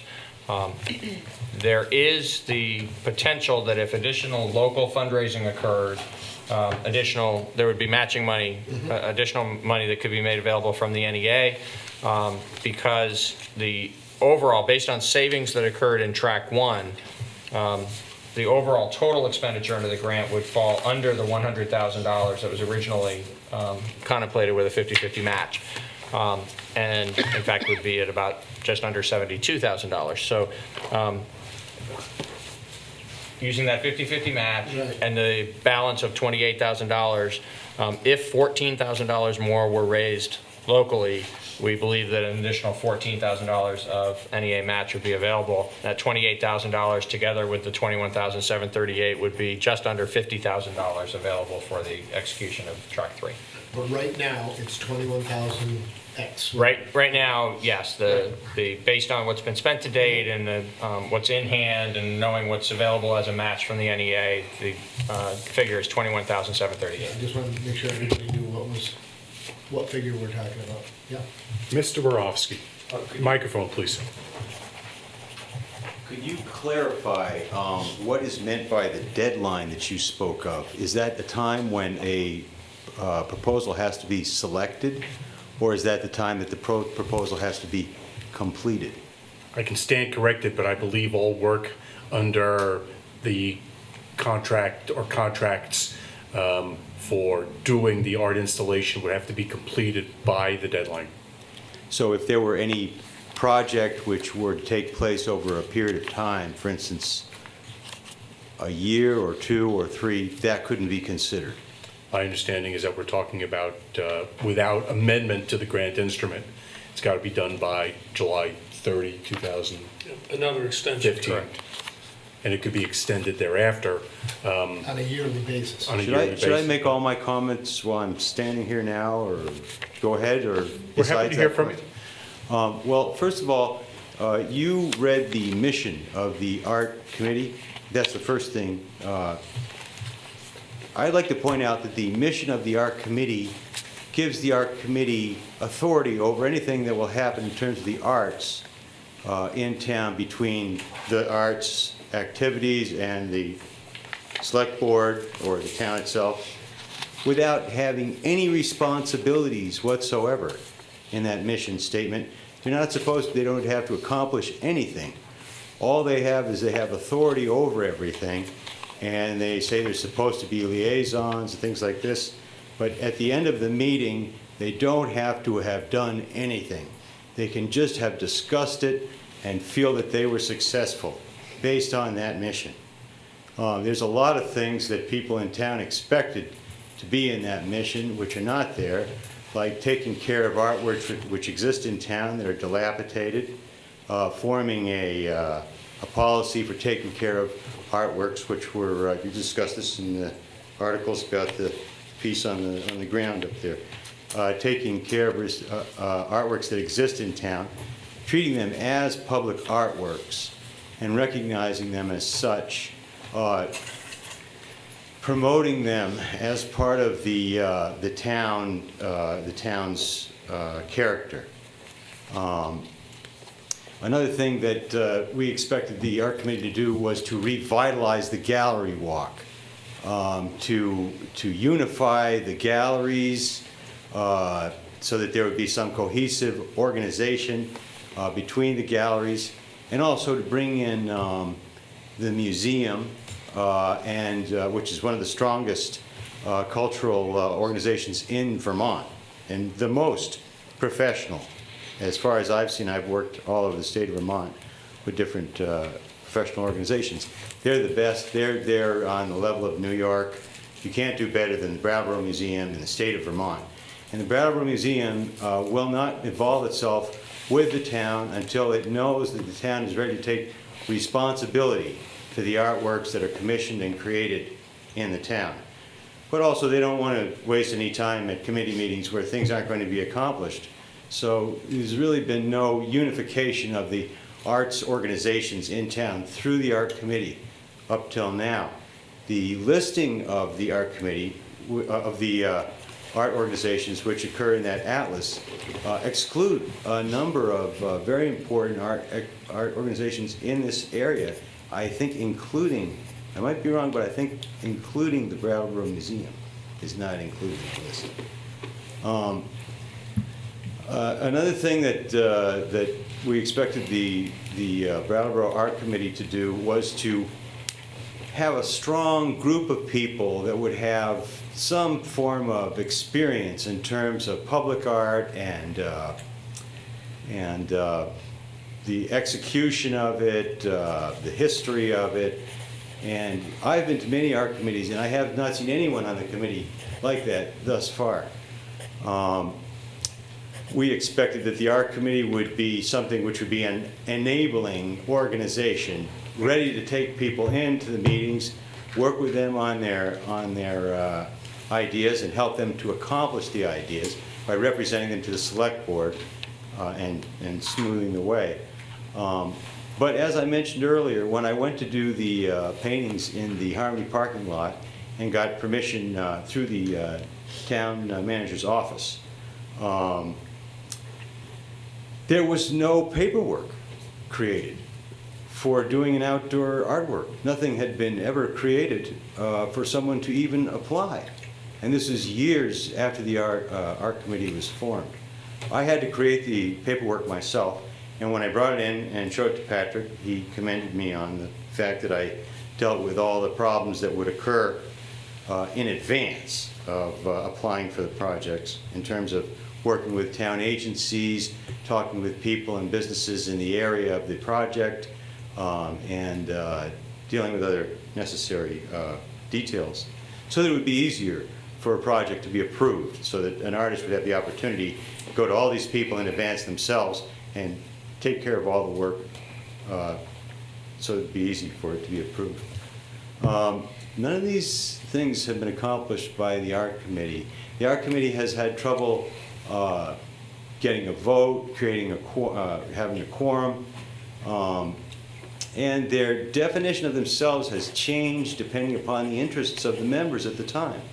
The art committee's projects, excluding a few, have been really very low quality and unsuccessful. The project which was done on Elliott Street, the street art, the sidewalk project, did not take into account that the plow would come along and rake over the top of the sidewalk. And in the first year that it was created, it was destroyed and sat there for a number of years, even though people like me were saying, please clean it up, do something, get rid of it, because it detracted from Ken Hiratsuka's work, which is right down the street. He's a professional street artist who has done, well, you go to his website and you look at the map of the world, and there's dots on all the continents. You click on the one and see the big stone that Ken did in that country, where they paid thousands of dollars to fly him over there and have him do it. And we have one right here in Brattleboro, and we don't promote it at all. That would also be, I would think, the job of the art committee. So as a professional public artist, in the time that the art committee has been in existence, I've completed more than 20 walls in Brattleboro, which I think is at least 4 or 5 times as much as the art committee. And I have some experience with creating public art, so I think of things that they didn't think of when they did the project in the High Grove lot, like it's going to be behind cars, so you won't be able to see it from a distance. It's a huge area, and we didn't plan to use the whole thing, just a small part. So these very aspects of that painting, which are incredibly unprofessional for an art committee, which should be really taking the responsibility to do things in the town which represent the level of professionalism which Brattleboro has in its artists. And there's an immense amount of energy here, and a lot of people that have wanted to do things, and the art committee thus far has really done its own projects, and people come away from the meetings feeling like nothing has been accomplished. And personally, I've submitted a number of things which have been forgotten or lost, and I personally don't feel that the art committee has people on it that understand that we have to work with what we have here in this town. There's lots of, it should be like this and it could be like that, but we have certain people in the town that can do certain things, and those are the people that we should be working with.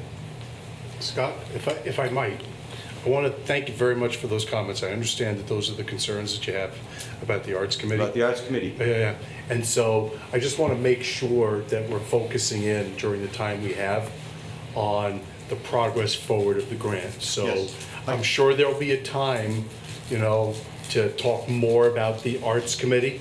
Okay. Because there's also been good work that's been accomplished there. I know you have some concerns about that. So I just like to make sure to give an opportunity to anybody else who's got things to say about. Can I make a quick comment about that grant while we're... If we could quickly, so we can get to Okay, some of yes, the other people. directly that are here. to an answer to your comment, which you said you didn't know if there was a third way, you mentioned two ways of doing it. A third way would be to recognize the historical hierarchy of the artists in Brattleboro in terms of awarding this grant. Now, I'm going to make a proposal, and that's not what I'm talking about. What I'm talking about is Chuck Genevier's work. Chuck was the head of the sculpture department at Wyndham College when the arts really began to start to happen in this area. So he is the senior sculptor in this area. He's one of the most important sculptors in terms of art history and the art scene internationally. Chuck is well known. He's in art books and history books about art. And if you haven't ever been up to Chuck's farm up above Putney and driven the roads and seen the fantastic giant welded sculptures that are in those fields, then you really haven't experienced one of the greatest arts experiences that there is in this area. And if it were me, I would respect where this art scene came from. And I would take big money and go for big art. And I'd go right up there to Chuck's farm and start shopping and pick out a great big sculpture and put it right next to the museum on that big piece of grass right over there. And that's the third way. And forget the proposals, just go right to the man. Thanks, Scott. I think I've ridden my bicycle past there. You. It is pretty neat. Right. It is neat. Really comes up on you too. Oh, it does. It scares that one. Right. It does. Hello, my name's Hugh Keelan. I'm a musician and I'm a long-time resident of Brattleboro. And thank you everybody here for the time and attention you're giving to this complex conversation. So I'd like to make it clear that I'm speaking as an individual. I'm a member of the Town Arts Committee, and I'm a highly interested party in the NEA grant, and I'm speaking quite simply as Hugh, the individual, right now. So just take a look at what's at stake here. It's really enormous. We are already in receipt of available funds for a project. It's extraordinary. 2 tracks have been fulfilled and accomplished. They've cost money. In some cases, they come at under budget, and wonderful progress has been made and completed with those 2 tracks. There remains track 3. Now, by several accountings, thank you for the 21,000. Thank you so much for that. And with the available accountings, what has been agreed to be available as a starting point for the fulfillment of track 3 is actually 36,000. Am I misrepresenting anything in saying that? That is what? More like 34. 34. Including the requirements for in-kind, in-kind contributions. Very good, thank you. So by several accountings, including the town planners, and that's the staff interface with the granting process, 34,000 plus is available for track 3. So this project is in the business of fulfilling on a vision. Now that sounds like some sort of jargon, right? But sometime in 2012, an approach was made and accepted by the National Endowment for the Arts that money could be given, and actually it turned out would be given and was given, for something called Our Town for Brattleboro, for the town of Brattleboro. That's the vision bit. Now, what we have ahead of us is fulfillment of that vision, a real, practical, perhaps visible, who knows, I don't know exactly, a result, a real result. Now, I'd like us all to think about how we self-describe in the submission we've made from Brattleboro. This is Brattleboro talking about itself to the National Endowment for the Arts, okay? So this is, I'm reading directly from what we describe as the grant narrative. This is called the target community, okay? This is the target community as we describe it and has been acknowledged by National Endowment of the Arts. Brattleboro is a community of 12,000 residents established in 753 along the Connecticut River. Serving a radius of 30 miles, the catchment population is 45,000. Brattleboro is at the northern tip of the so-called Knowledge Corridor, stretching from New Haven, Connecticut in the south, taking in the 5 colleges communities of the Pioneer Valley in western Massachusetts. Specific strategies are being developed to foster development along the Amtrak Railroad, linking communities of the Connecticut River and facilitating connections to larger markets such as New York City. That's how we self-describe. Now, so what are we fulfilling a vision for with imaginably $34,000, perhaps more? I would say certainly more. What are we fulfilling on?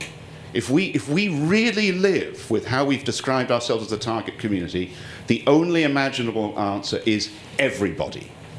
Everybody. Literally our town. Actually bigger than everybody. Our town plus visitors. Our town plus interested local, regional communities. There are a lot of people who are really interested, bigger than 12,000, about how Brattleboro deports itself. Track 3, the availability of $34,000 plus, is an incredible, not to be missed tool in touching that network of populations. So, next thing to say is that we've already had a list of achievements of the granting process so far, the different parties involved with it. There's great stuff in there. I'm going to add a couple more things in a second. First of all, I want to acknowledge, thank you for your analysis of the Town Arts Committee. Thank you for your analysis of the Town Arts Committee. Thank you for your analysis of the Town Arts Committee. I have no quibble with any syllable of any of them. There's an awful lot for us to learn from all aspects of this, and I completely acknowledge you, 3 of you with very different perspectives, sometimes overlapping, as extraordinary contribution to how we could be. Furthermore, I thank David in particular for starting to see how you, the Select Board, could empower, rather than, shall we say, sit in judgment based on past practice around the Town Arts Committee. Thank you for beginning to summon a vision about what the Town Arts Committee could be for you in service of the Select Board, therefore obviously in service of the town. Thank you very much for going there. So, achievements. Track 1, Track 2. We do, in fact, have an RFP that could be sent out by the end of the week. And so it could be available for circulation very, very soon. An RFP with a sum involved, with best practice descriptions, all sorts of things. They're just ready to go. We have a tight, tight timeline that could make everything available with no extension. Yeah, it's tight. There's not a bad thing that it's tight. This is an energy creator. This really, really, really builds interest. It's our opportunity to engage our 12,000 population with other interested parties in what we're up to. It's fine that we have that urgent constraint of time. We are fundraising, so 21,000 going to 34,000. That's not neither of those is a static point. Already funds have been raised that will, for sure, increase those sums, tickling the soft side of 50, I would hope. So what does that mean? We have when I say internal, I mean not Brattleboro in relation to NEA, but Brattleboro in relation to itself. We've had a matching donation, a matching pledge made by a highly interested party of 5,000 that already has pledges against it, so matching pledges amounting to 4,000 plus against it, and it's growing, it's growing, it's growing, it's growing. This is there's real action happening that has influence and impact on the bottom line, therefore on the quality and the desirability of the project, therefore on what's available for 12,000 population plus. So you're entirely right to ask, are we, who knows what we is at this point? There's no such thing as we. We have no clue who we is. Now, this is something that we can either be a difficulty for us, or it can be just fine. It really could be just fine. We could actually include all the parties all along the way we've wanted to roll in having something happening. And you could take the position that that is exactly what's happening. You are now in a phase, we are now in a phase where action is happening and it can go forward. And I got to say, it's almost unimaginable that it wouldn't go forward. There's no obvious scenario that would demand failure by July 31st. I mean, we could send out a $10 RFP and fulfill to that extent. We really could do that. But then we want to do that because that's a real failure against the vision that we have in front of us. But please, let's accept this is highly, highly doable, what's available. Yes, it's a tight time frame, but we can make that work for sure, especially with whatever tools of empowerment you choose to give to anybody at all, really. Good. Yeah, the only other thing to say is, so what is failure? We could look at failure as different systems inside the granting project, the granting apparatus. Different elements could fail, have failed. Who knows, right? That may be an interesting inquiry. But here's where the failure could be.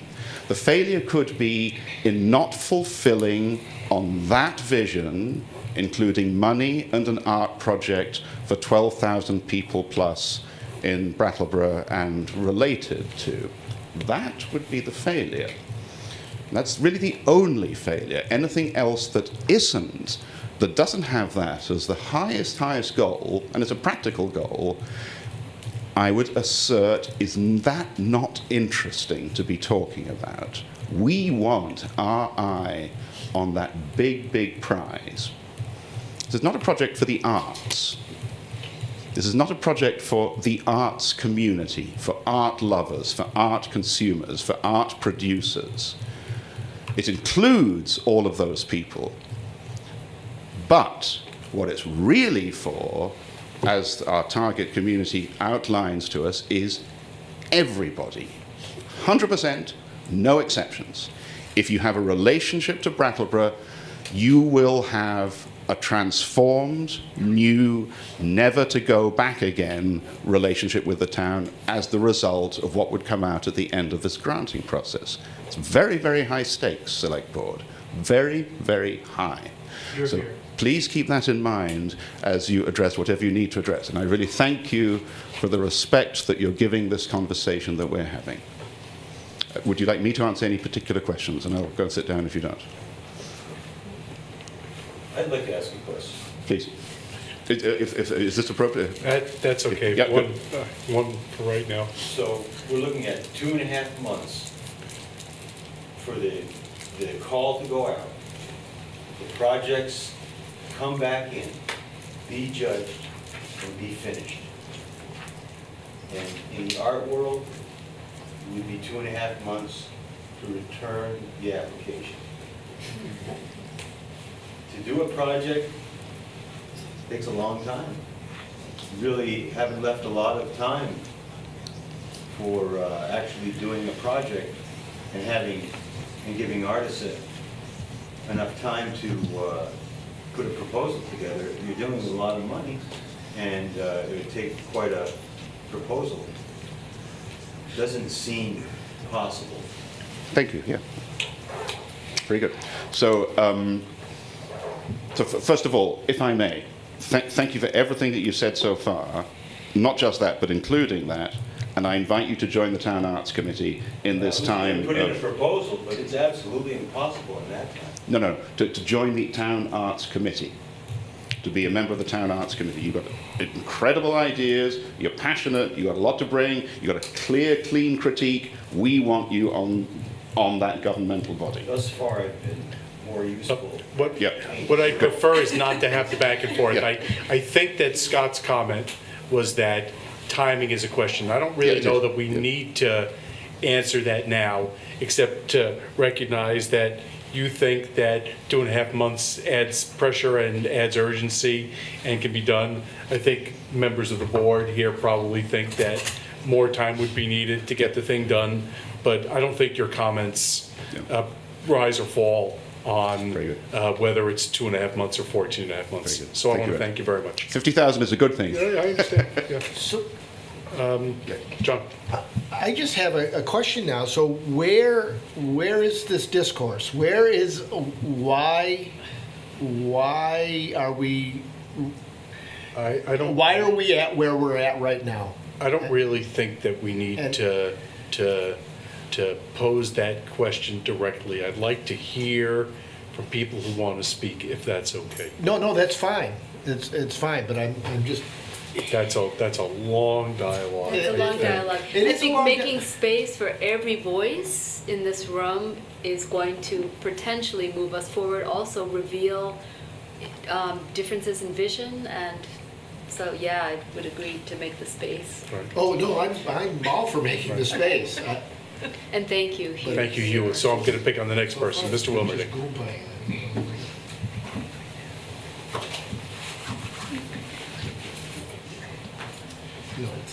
Thank you. First off, I sent an email earlier today to each of the select board members detailing a brief report from my perspective as a member of the Town Arts Committee over the past year, and I hope you will all look at that. And please communicate to me if you desire or require that I send it to anybody else. I'd be happy to do so. It is my own voice, my own opinion. It doesn't require action by anyone.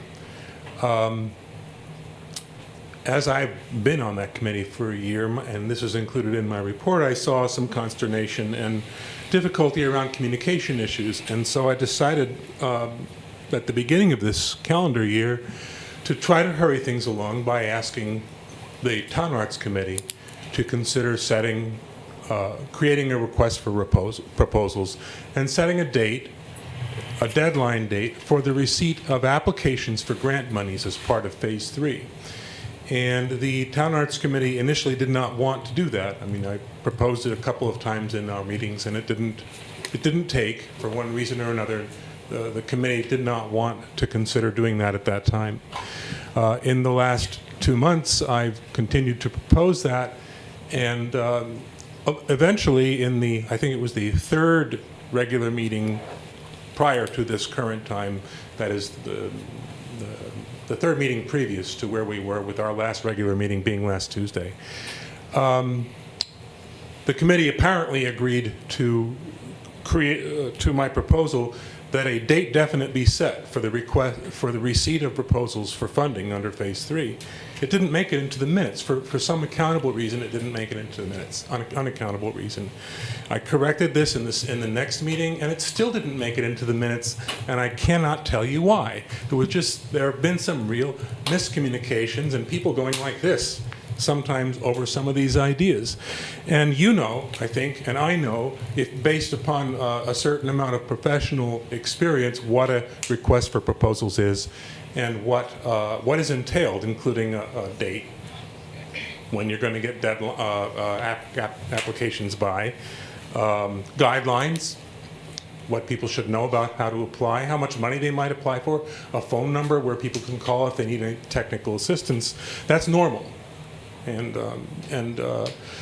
But we don't have that yet. I am, however, happy to report that in our last meeting we heard Hugh Keelan's report that he has a small group of effective volunteers working on this, and a request for proposals is almost ready to be presented. So my first concrete suggestion to the Select Board would be that you ask to see the request for proposals draft at your next regular meeting, with a view that you might approve it, because that'll move things along. As soon as we have that in place and there's a date definite for the receipt of proposals for the giving of monies under Phase 3, you're going to see more movement.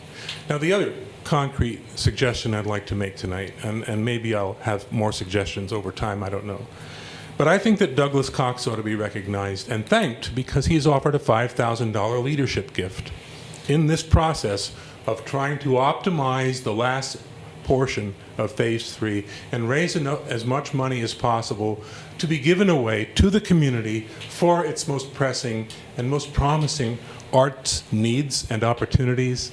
And it's just mind-boggling to me how much he has put forward in this. He's the former president, as you may know, of the Arts Council of Windham County. He now serves on the Arts Committee and could not be here tonight. And the reason the fact that he could not be here tonight prevented us from having a quorum. So once again, we need more people on that committee, or else we need the select board to decree that the committee is resized and it can continue as it does, because that will make a difference in whether we can attain a quorum or not and pass any binding action. So I have other questions, I have other comments, but I'd like to make room for others. Thank you, John. Yes, ma'am. Would it be possible for me to sit there? Sure. Sure. I'm Gail Weitz, and I'm rather new to Brattleboro. I'm here representing the Arts Council of Windham County, and I'm on the board. I moved here about 2 years ago, and because Brattleboro seemed like such a great fit for me, my partner and I took early retirement from being professors and bought a house up on Chestnut Hill, a building on Elliott Street, and started a business called Artrageous One, which is an arts collective for authors, musicians, and artists, enabling them to make higher profits off their wares. I have extensive experience teaching art. I have a PhD in arts education, 20 years experience as a professor. I directed and founded a community art school, all on soft money, serving 3,000 people a year. I was chair of the art education program, faculty senate chair, and did mediation for grievances between faculty and administration. I came reluctantly onto the Arts Council after taking early retirement because I sensed a need and was sort of recruited. I have neglected my own production as an artist, which I am. I make figurative furniture. I've been in over hundreds of exhibitions around the country, and I wanted to use my retirement time to be an artist. But Doug convinced me, actually John introduced me, and I joined the Arts Council.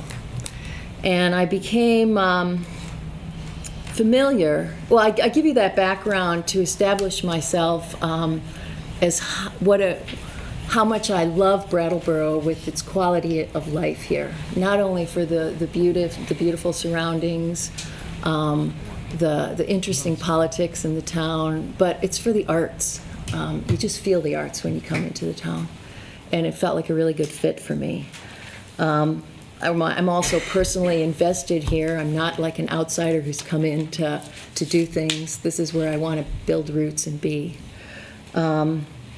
And because I'm so familiar with grant-funded programs and know how unbelievably rare it is to get an NEA grant of this substance, I wanted to help because I entered into this during a troubled time. Kate came to the Arts Council last fall. Actually, it was probably the end of the summer.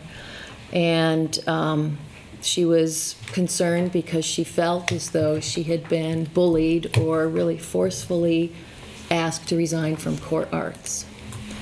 And then quickly thereafter, Doug abruptly resigned. He was going to finish out his term, but he abruptly resigned as president.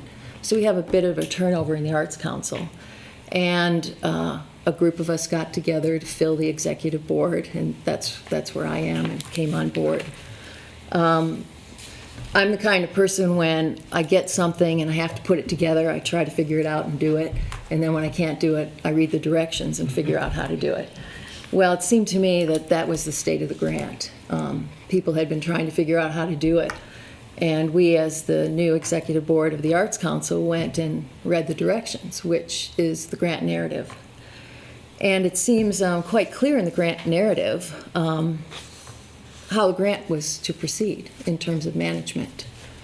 And from our perspective, this hadn't been met from the get-go. Core Arts formed its own committee, which had no auspices in the grant.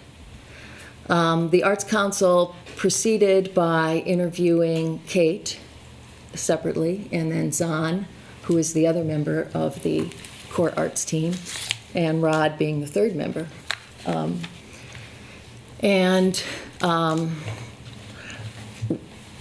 Kate was representing TAC.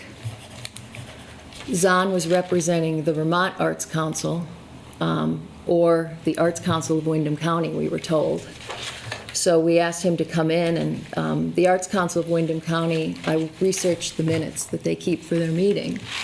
There were 4 instances in January 2012 until August of 2014 that he had given any sort of report to the Arts Council as our representative.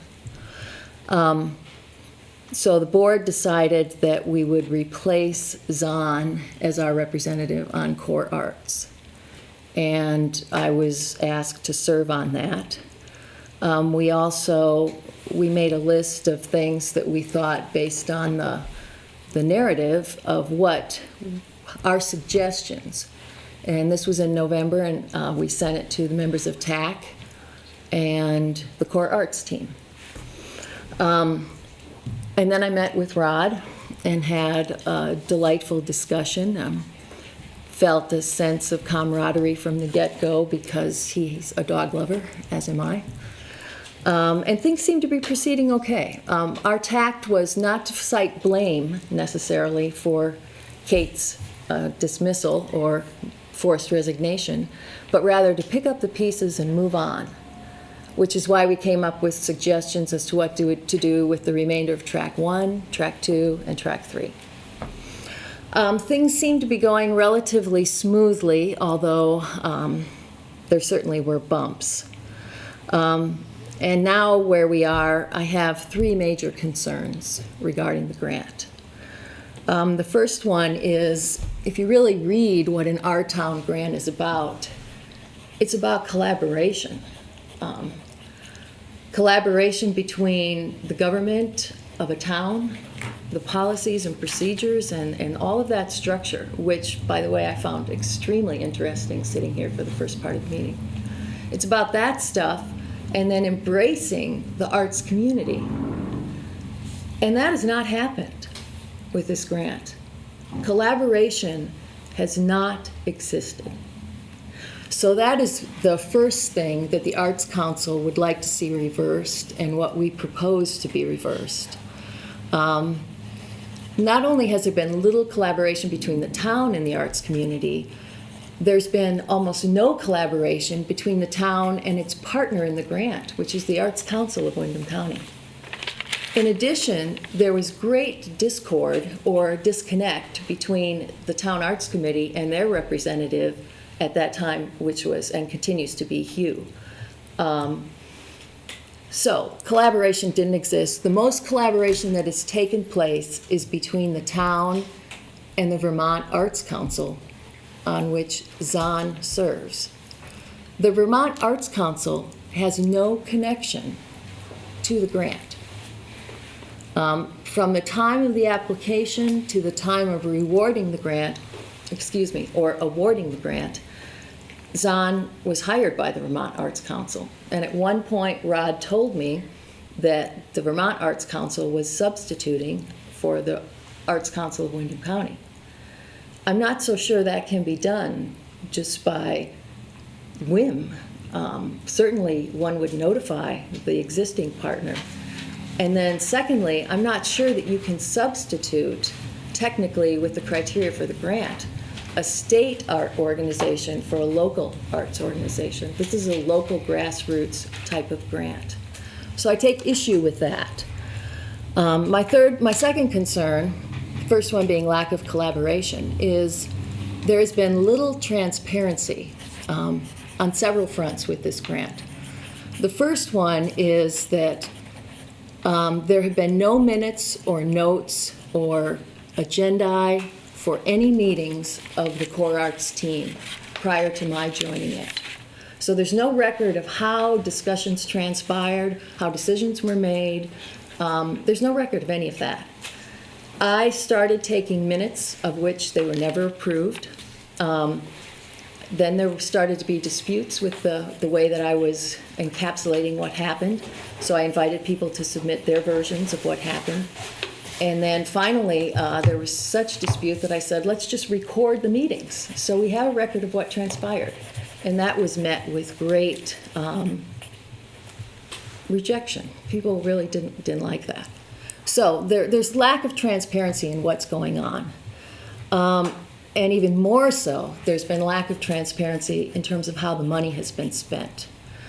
One of the recommendations that the Arts Council made to TAC and the Core Arts was that we wanted an accounting of the budget. And to our knowledge, there was no accounting to the budget the first 2.5 years the grant was in existence.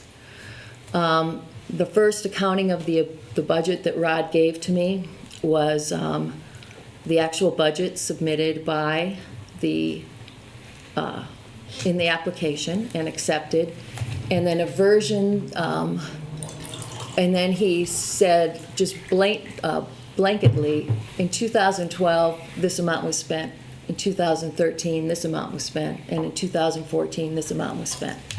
And indeed, that's something, but it really doesn't account for how much was allocated for track 1, how much was allocated for track 2, where are in-kind donations being attributed, et cetera, et cetera.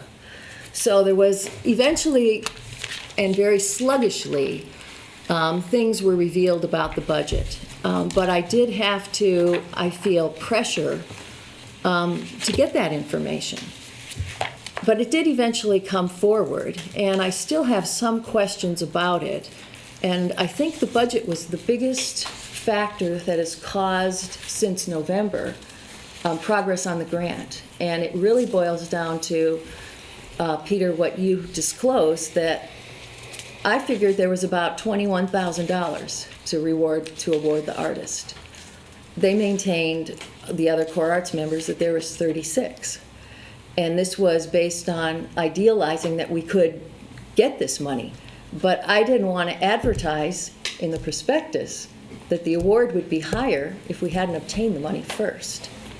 So that was, we were really debating how much should it be. And it wasn't that I didn't want more money, I just felt insecure about putting down an award that we didn't have the money for in hand.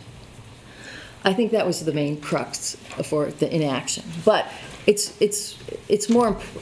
bigger than that, and that's my third concern about the grant, and that's with the power structure.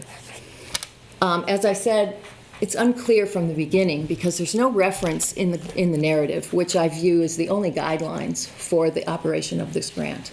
I am respectful of the legalities of the town in reference to ownership of the grant, but in terms of what was proposed and to carry out in the grant, it's the guidelines that tell us how to behave and what to do. That's where we get track 1, track 2, and track 3 from. So Core Arts as a name is not even in there. There's no body called Core Arts that comprised of the town manager, a representative from TAC or ACWC. It ended up being Kate, Zahn, and Rod who wrote the grant. And they carried on for 2 years until it appears as though Rod and Zahn became uncomfortable with what Kate was saying and asked her to leave. And Kate can speak to that on her own. I'm just saying what my impression of that is, which is where we came on board. So there's problems right there. There's no auspices for that, and then how can that group dismiss a member of that group? Where does that power come from? In addition, the role of the grant partner, which is the Arts Council of Windham County, who is so poised, their whole mission is to network with artists and arts organizations in Windham County. What better audience do you have for building community or getting on with the grant in terms of the arts function? So why haven't we been involved? And then there's a question in terms of authority. Why is the Vermont Arts Council involved at all? That's a state agency. There's some sort of conflict going on in terms of jurisdiction between the Vermont Arts Council and the Wyndham Arts Council. So there's almost a conflict of interest to have the Vermont Arts Council on the management board. And then there's the role of the town manager. If you read in the narrative, it spells out what the town manager is supposed to do in reference to the management of this. But from my perspective, it appears as though the town manager has really been the ruler of it. Town planner. I mean, excuse me, I meant the town planner. Peter was concerned. No, yeah, I'm sorry. The town planner. But the role of the town planner was not to manage the grant. It was to manage the budgeting and the liaison with the NEA. And instead, it turns out that Rod we waited for him to call the meetings, et cetera, and he was really in charge. And then lastly, the grant narrative. How binding is that?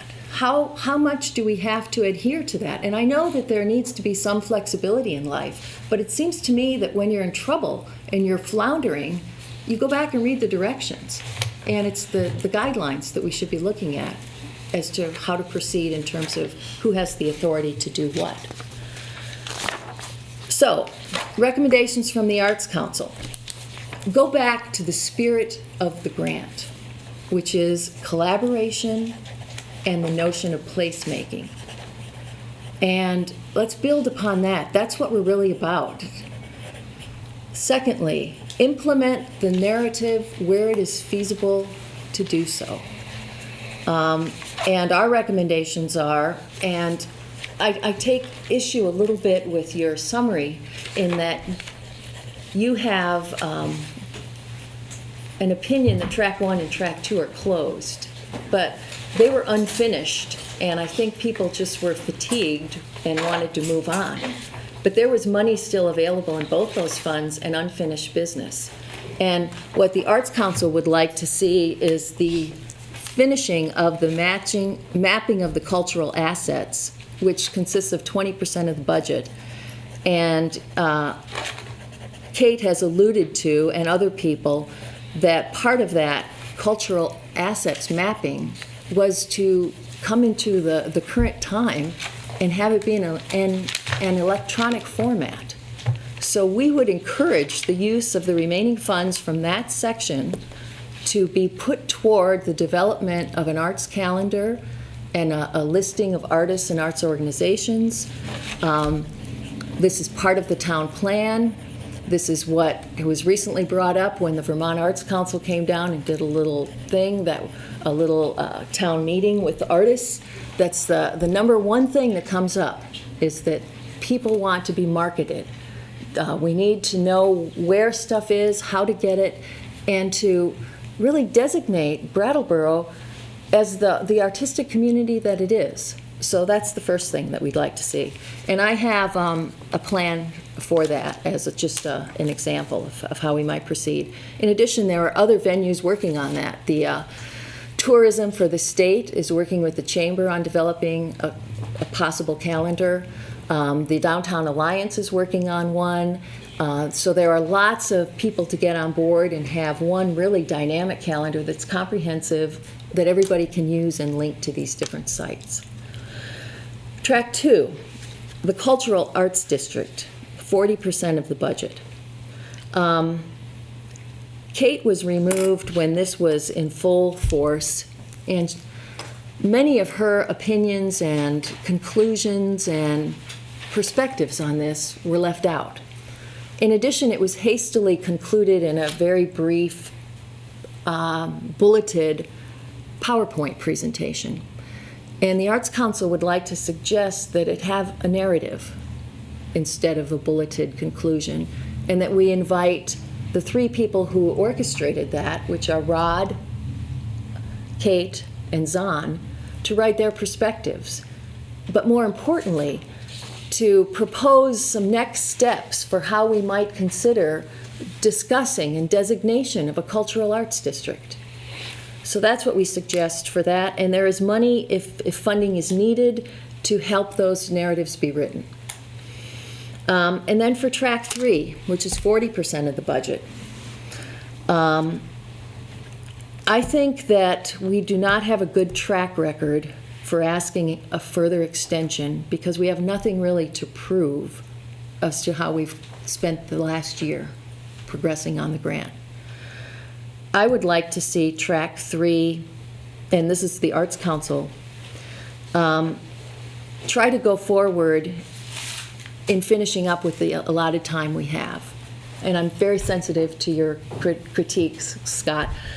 But my understanding when we talked about this earlier was that the project didn't necessarily have to be completed, but the monies had to be allocated and spent by that date. That was my question. Yes, that's how it was interpreted to me. So I guess we would have to check on that, but that's how it was interpreted to me. Big difference. And I would like to suggest, because of the lack of collaboration with the arts community thus far in this grant, and to expedite the processing of proposals for the use of this Track 3 money, that we open it up to area artists who are familiar with Brattleboro, the notion of place that we have here, and could more readily know the site and propose things. And we entertain more than one artist, more than using the whole wad on one person.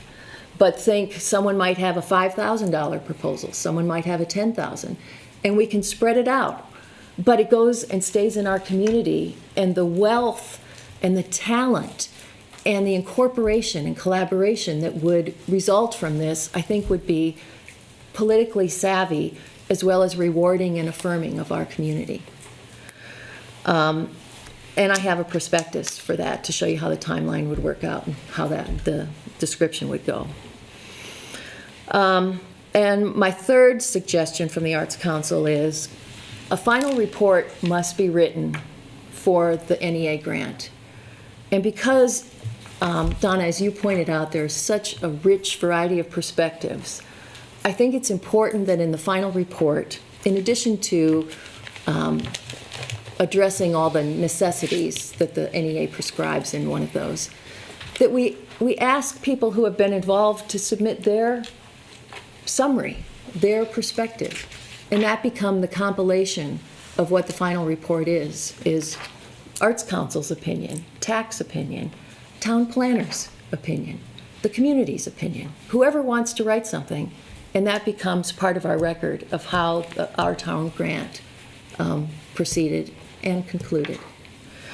And in reference to track 3, I feel that, I checked out the Brattleboro website and the town's website before moving here, and I was so impressed that there was an arts and culture tab there, and that there was a town arts committee.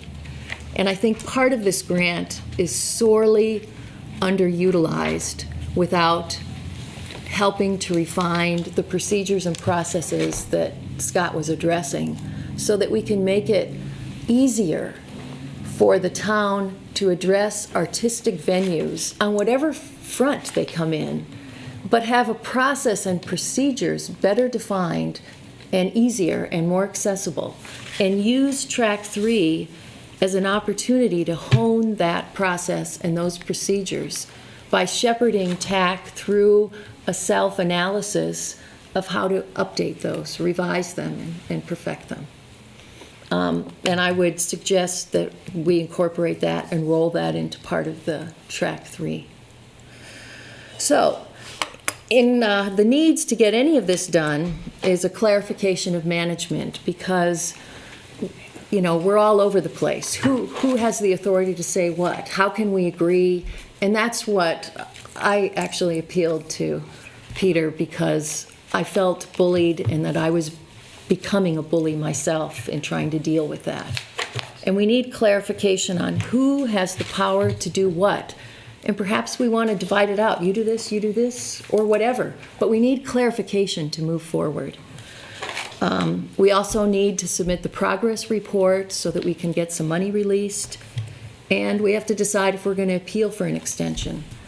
I would suggest we not appeal for an extension. In closing, I want to represent the Arts Council of Windham County as remaining a willing partner in the grant who will take on any task capably that you assign us to do in reference to the NEA grant. And I thank you for bringing this forward so that we can get this settled and move on. So, thank you. Can I inquire, who is Arts Council of Windham County? Who is it? Yes, ma'am. Well, who our members are? Who is Arts Council of Windham County? It's an organization that was formed back in the 80s of various artists, musicians, authors, visual artists, who got together to try to network with joint causes. And it exists now to promote artists in the county as well as the arts organizations. And we have 147 active members and 437 affiliated members who get our newsletter and correspond with us. Is that sufficient explanation? Do you have further questions? I'm interested in its organizational structure, but not more right now. Okay. Thank you. We have a website which has that spelled out if you'd like to go, Arts Council of Windham County. Okay. Kate, May I sit at the table? if you like. There you go.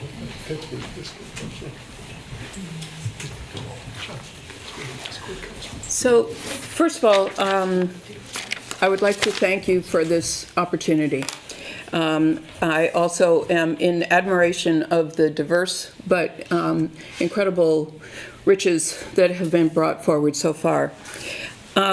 I would also like to make mention of a seminal document that MIT produced, which really was one of the initiators of the whole placemaking movement.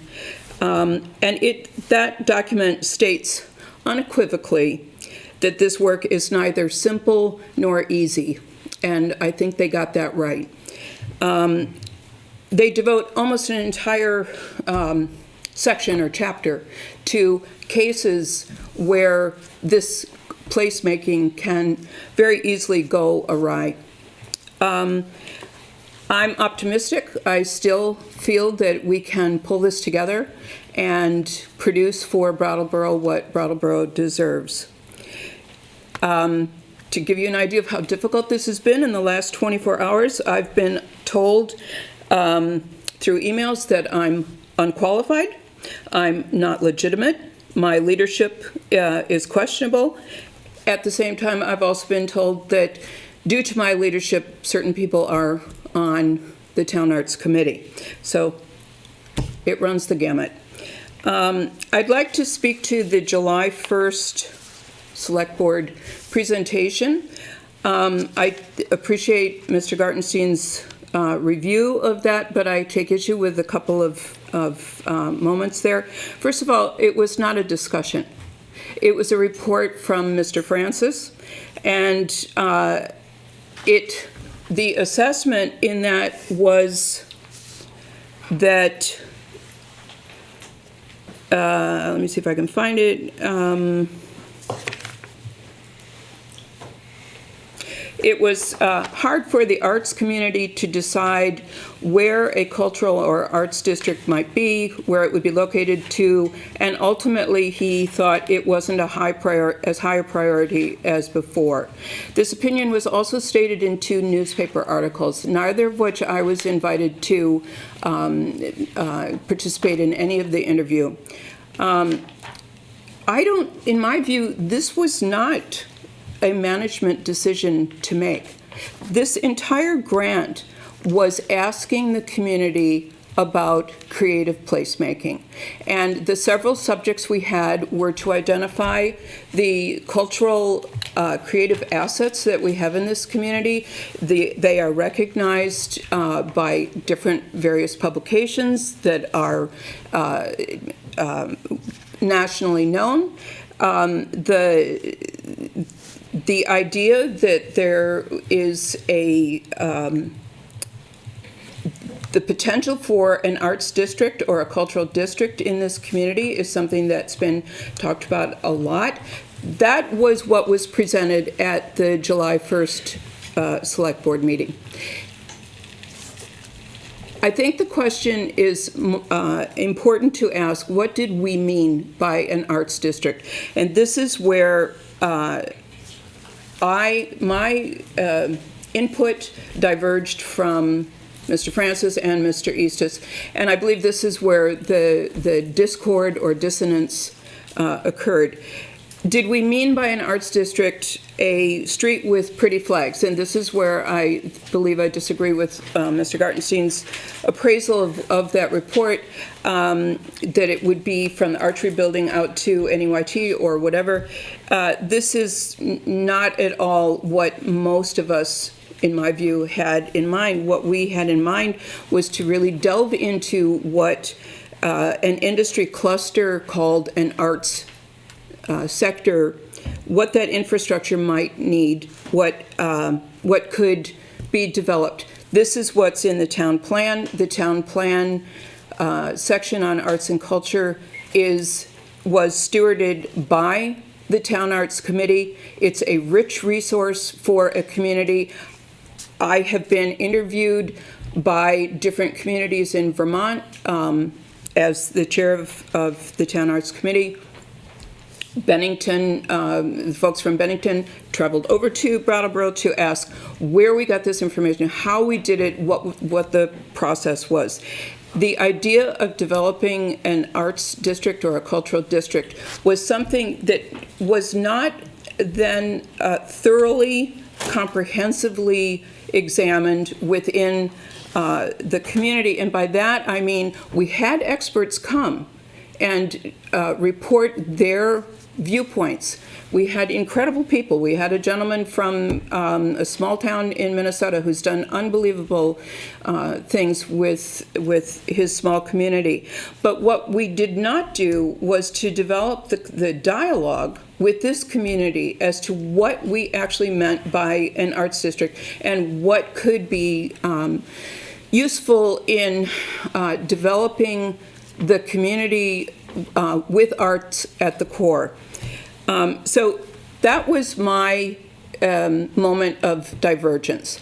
I sat right here, Mr. Francis sat right here and gave that report. And I remember thinking the camera was, going to divulge whether or not I was stunned or not at that report. And so I tried to not show anything so that we could have the discussion later. I went to the Town Arts Committee, which met, I think, 3 or 4 days later. I asked them if they had seen that report. They were astonished by it. And so we asked to have Rod come in and interview. We asked both Rod and Zahn to come in and interview with the Town Arts Committee.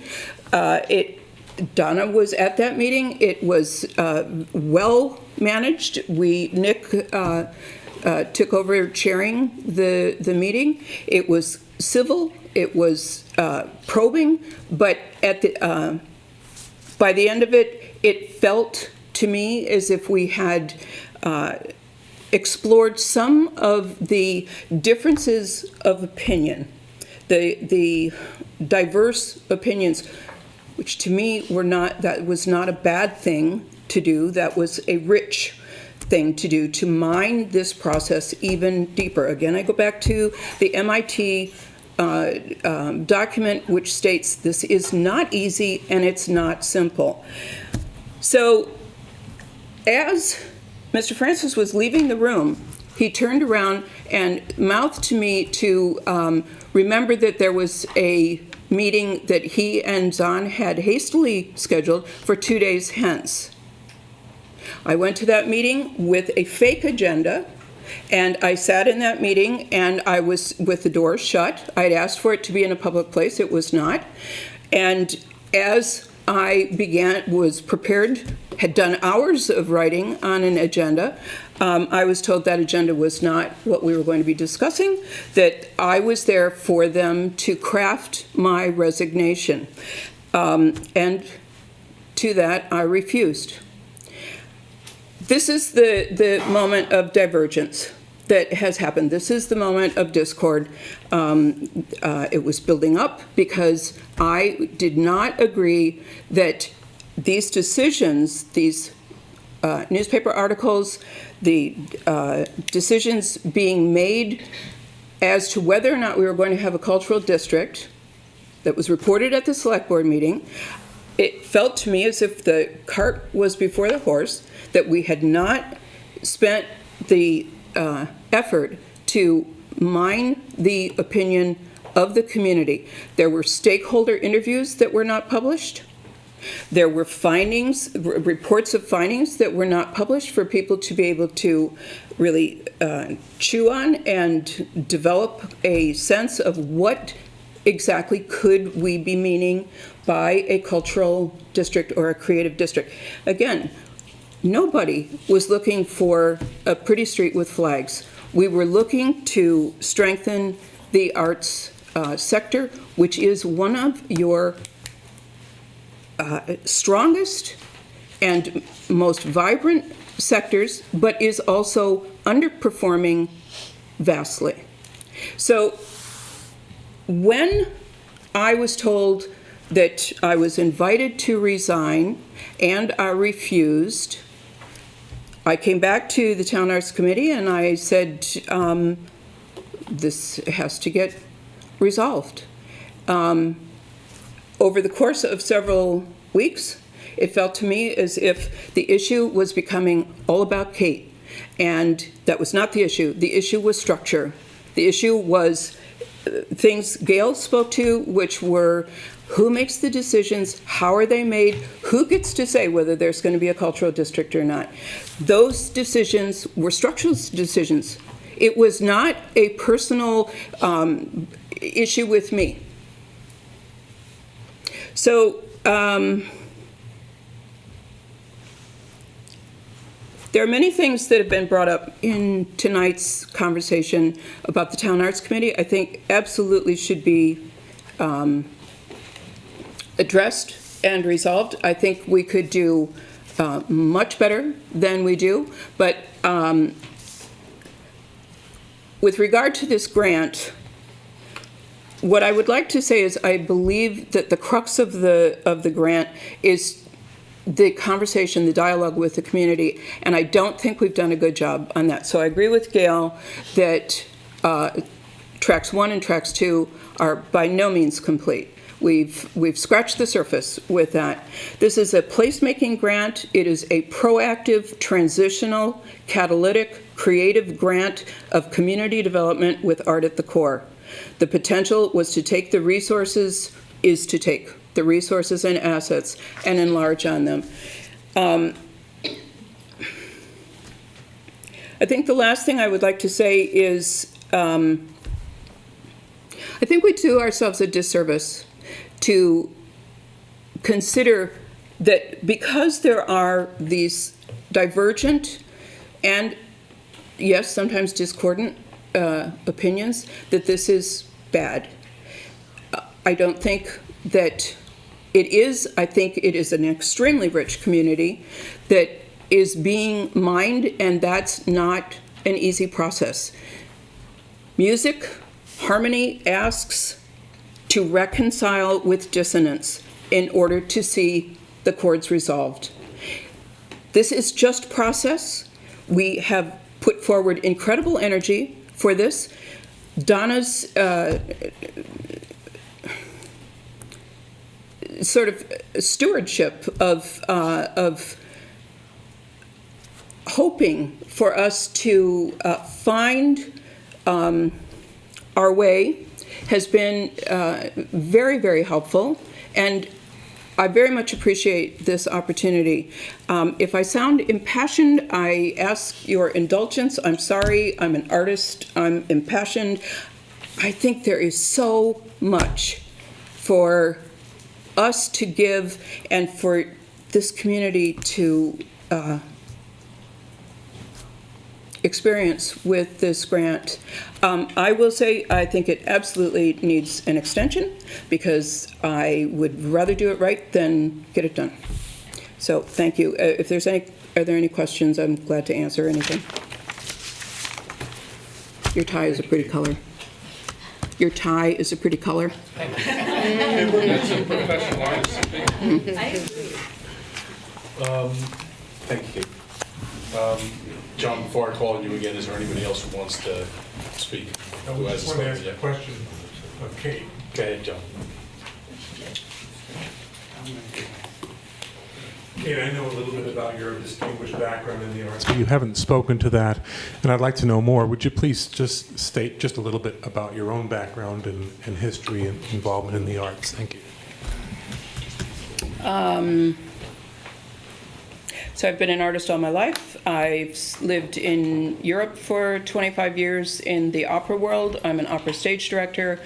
I am experienced with watching productions move from conception to opening nights. And if you want to know something that's complex, that is a complex process. And it probably also is the source of my optimism because it asks an unbelievable amount of collaboration and goodwill, all with people of unbelievable passion. And it works. It works. And when it works well, it's magnificent. That's probably enough. We're not going back and forth questions from Yeah. the audience to Kate right now. Thank you, Kate. Yes. Is there anybody else who wants to speak to the topic at hand, which is current status of the our town grant? So, anybody on the board ready to have at it a little bit? Want me to give my first observation? Please. All I know, I know very little about this, except what was in our packet. So I'm speaking as somebody who literally knew nothing about this. And it's very clear to me, everybody here who has spoken and hasn't spoken is passionate about the arts, feels that it's a good thing for our community. So that's the, I heard a lot of positive things, which I think is reassuring. But then on the other side, as somebody who really knows nothing about this, and John and I, we apologize, we were whispering to each other because it sort of sounds like a soap opera. I mean, I hate to say it that way, but it got really confusing. We're novices, we don't know. I don't I'm go to so the, confused right now. So it's very, very confusing. And,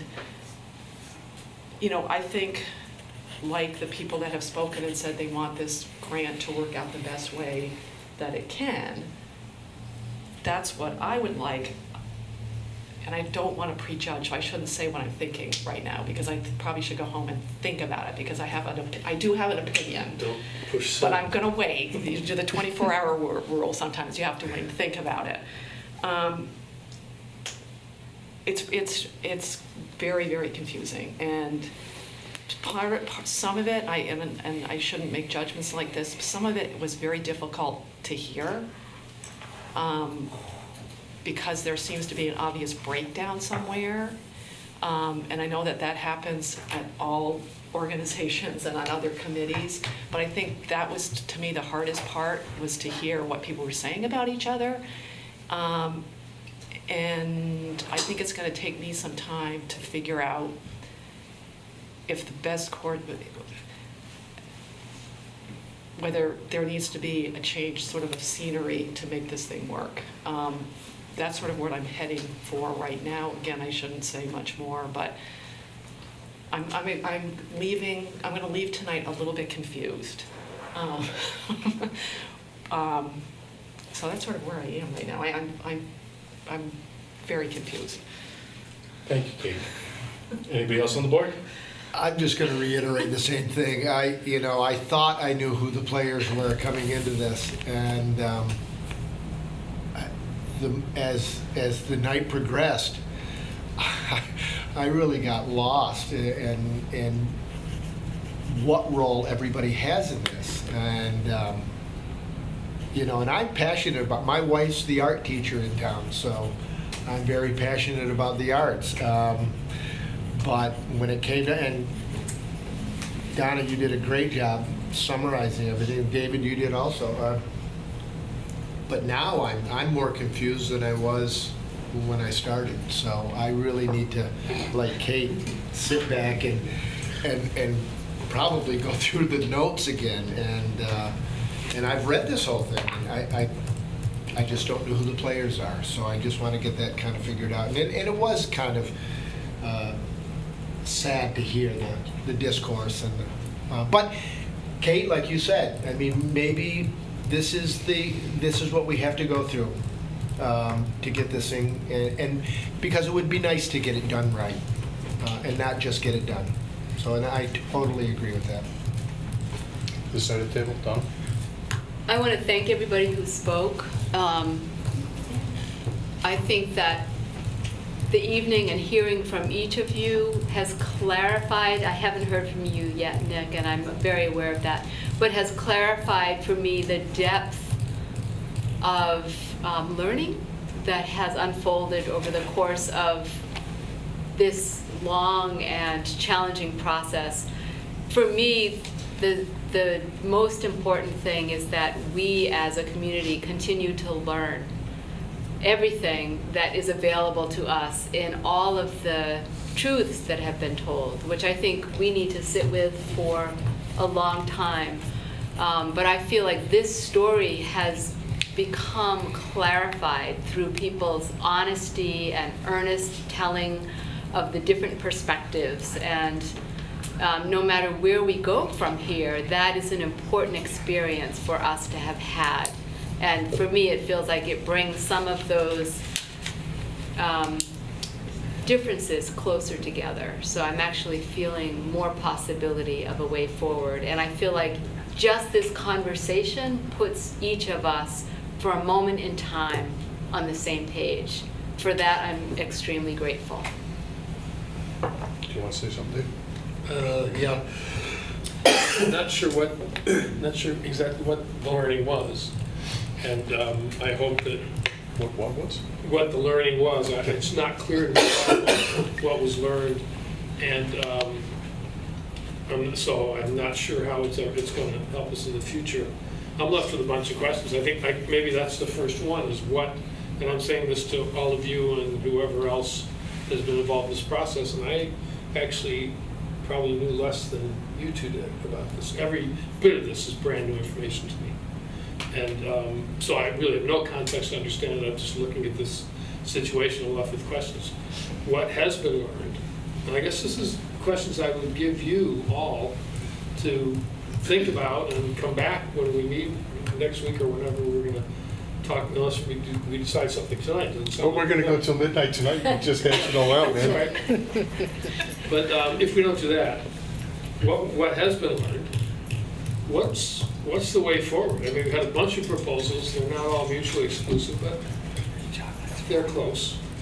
And who's going to guide it? It seems like if something is going to happen, somebody's got to be responsible for it. It seems like all of you, whether you've worked together well in the past or not, I would suggest to come back together and design a way forward that you all agree on, that you've got something really concrete to deal with, and then come back and give us a proposal that is solid, that we can say, okay, you got 2 months, and we'll apply for an extension, but, well, I'll leave all that alone. What was learned, what's the way forward, and who's going to guide it? Those are the questions that we left here. So I had asked for comments before going back to the board, but Nick, if you want to speak now, you should go ahead, and then I'll just sum up, and then we'll close this topic for the night. I'm Nick Biddle. I'm the recently resigned chair of TAC. If we're looking for something to learn tonight, I listened to all the grants that the town has and manages.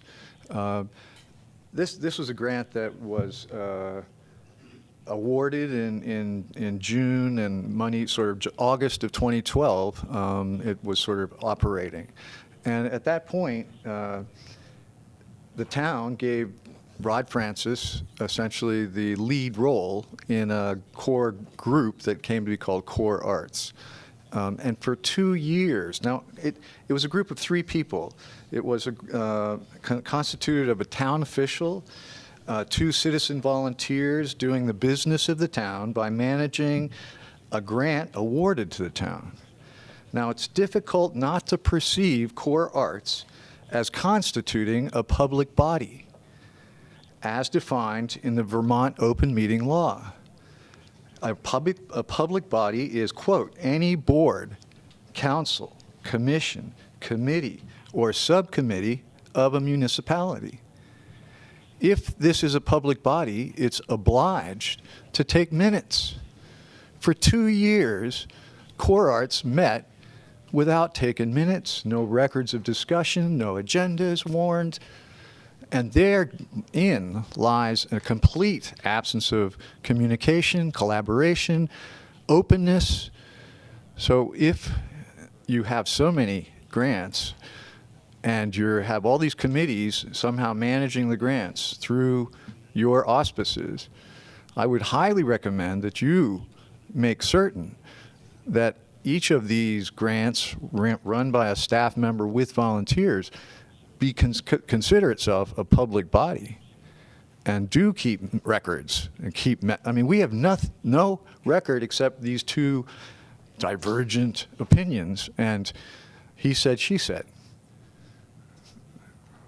Thank you.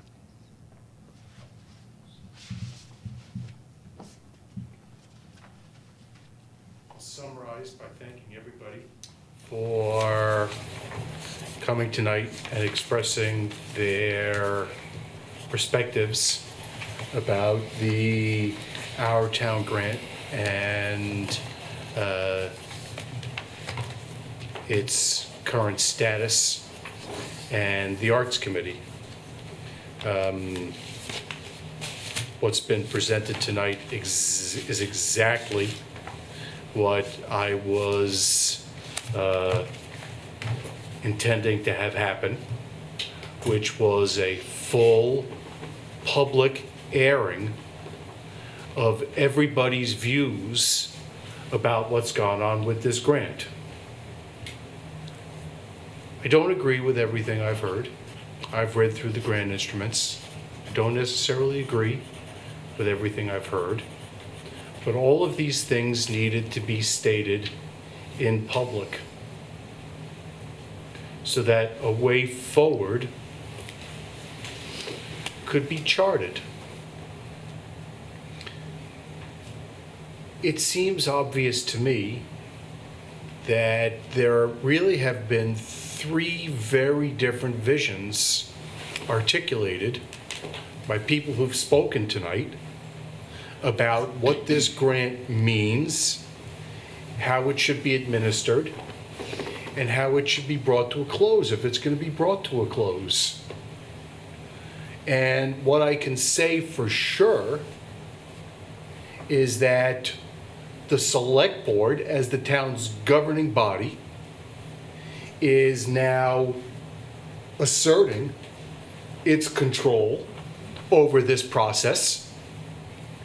And we're going to have to make a determination about what's in the town's best interests based upon the discordant and divergent views we've heard tonight about whether there's an effective way forward to use these grant funds and this grant opportunity or not. And I don't know the answer at this point.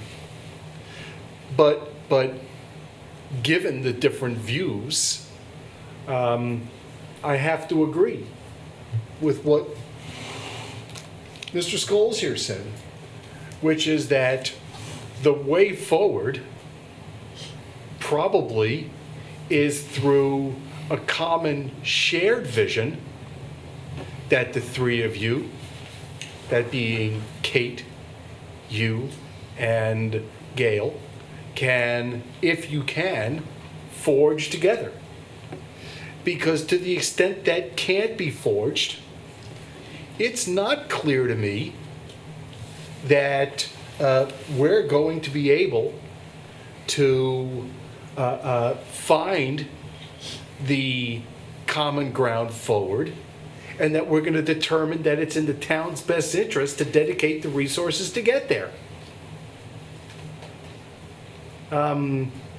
So I expect we're all going to sit on this over the course of the coming days, and we'll probably put it back on the agenda for June 2nd. And we'll look forward to hearing whether any sort of shared vision and shared path forward has occurred to you all who've spoken about it, who are most committed to this project. Because in the absence of that shared vision and shared commitment to go forward, I can't commit that this board is going to be able to determine what's the way forward or commit to making that happen. So I encourage you all to talk it through and see if you can work it out. And I anticipate we'll be putting it back on the agenda for June 2nd. So I guess that closes the Our Town grant item, unless there's anything further to be said. And I think that being all the business, we're ready for a motion to adjourn. So moved. We have a motion to adjourn. Is there any further discussion? Hearing none, all those in favor, please say aye. Aye. Anybody opposed or abstaining? That carries 5-0. I want to thank everybody who's been here in attendance and who's participated in this interesting discussion. I want to thank the members of the press, including BCTV, and I want to thank members of the print and radio press who are here in the split. And I want to thank the ASL interpreters. Good night.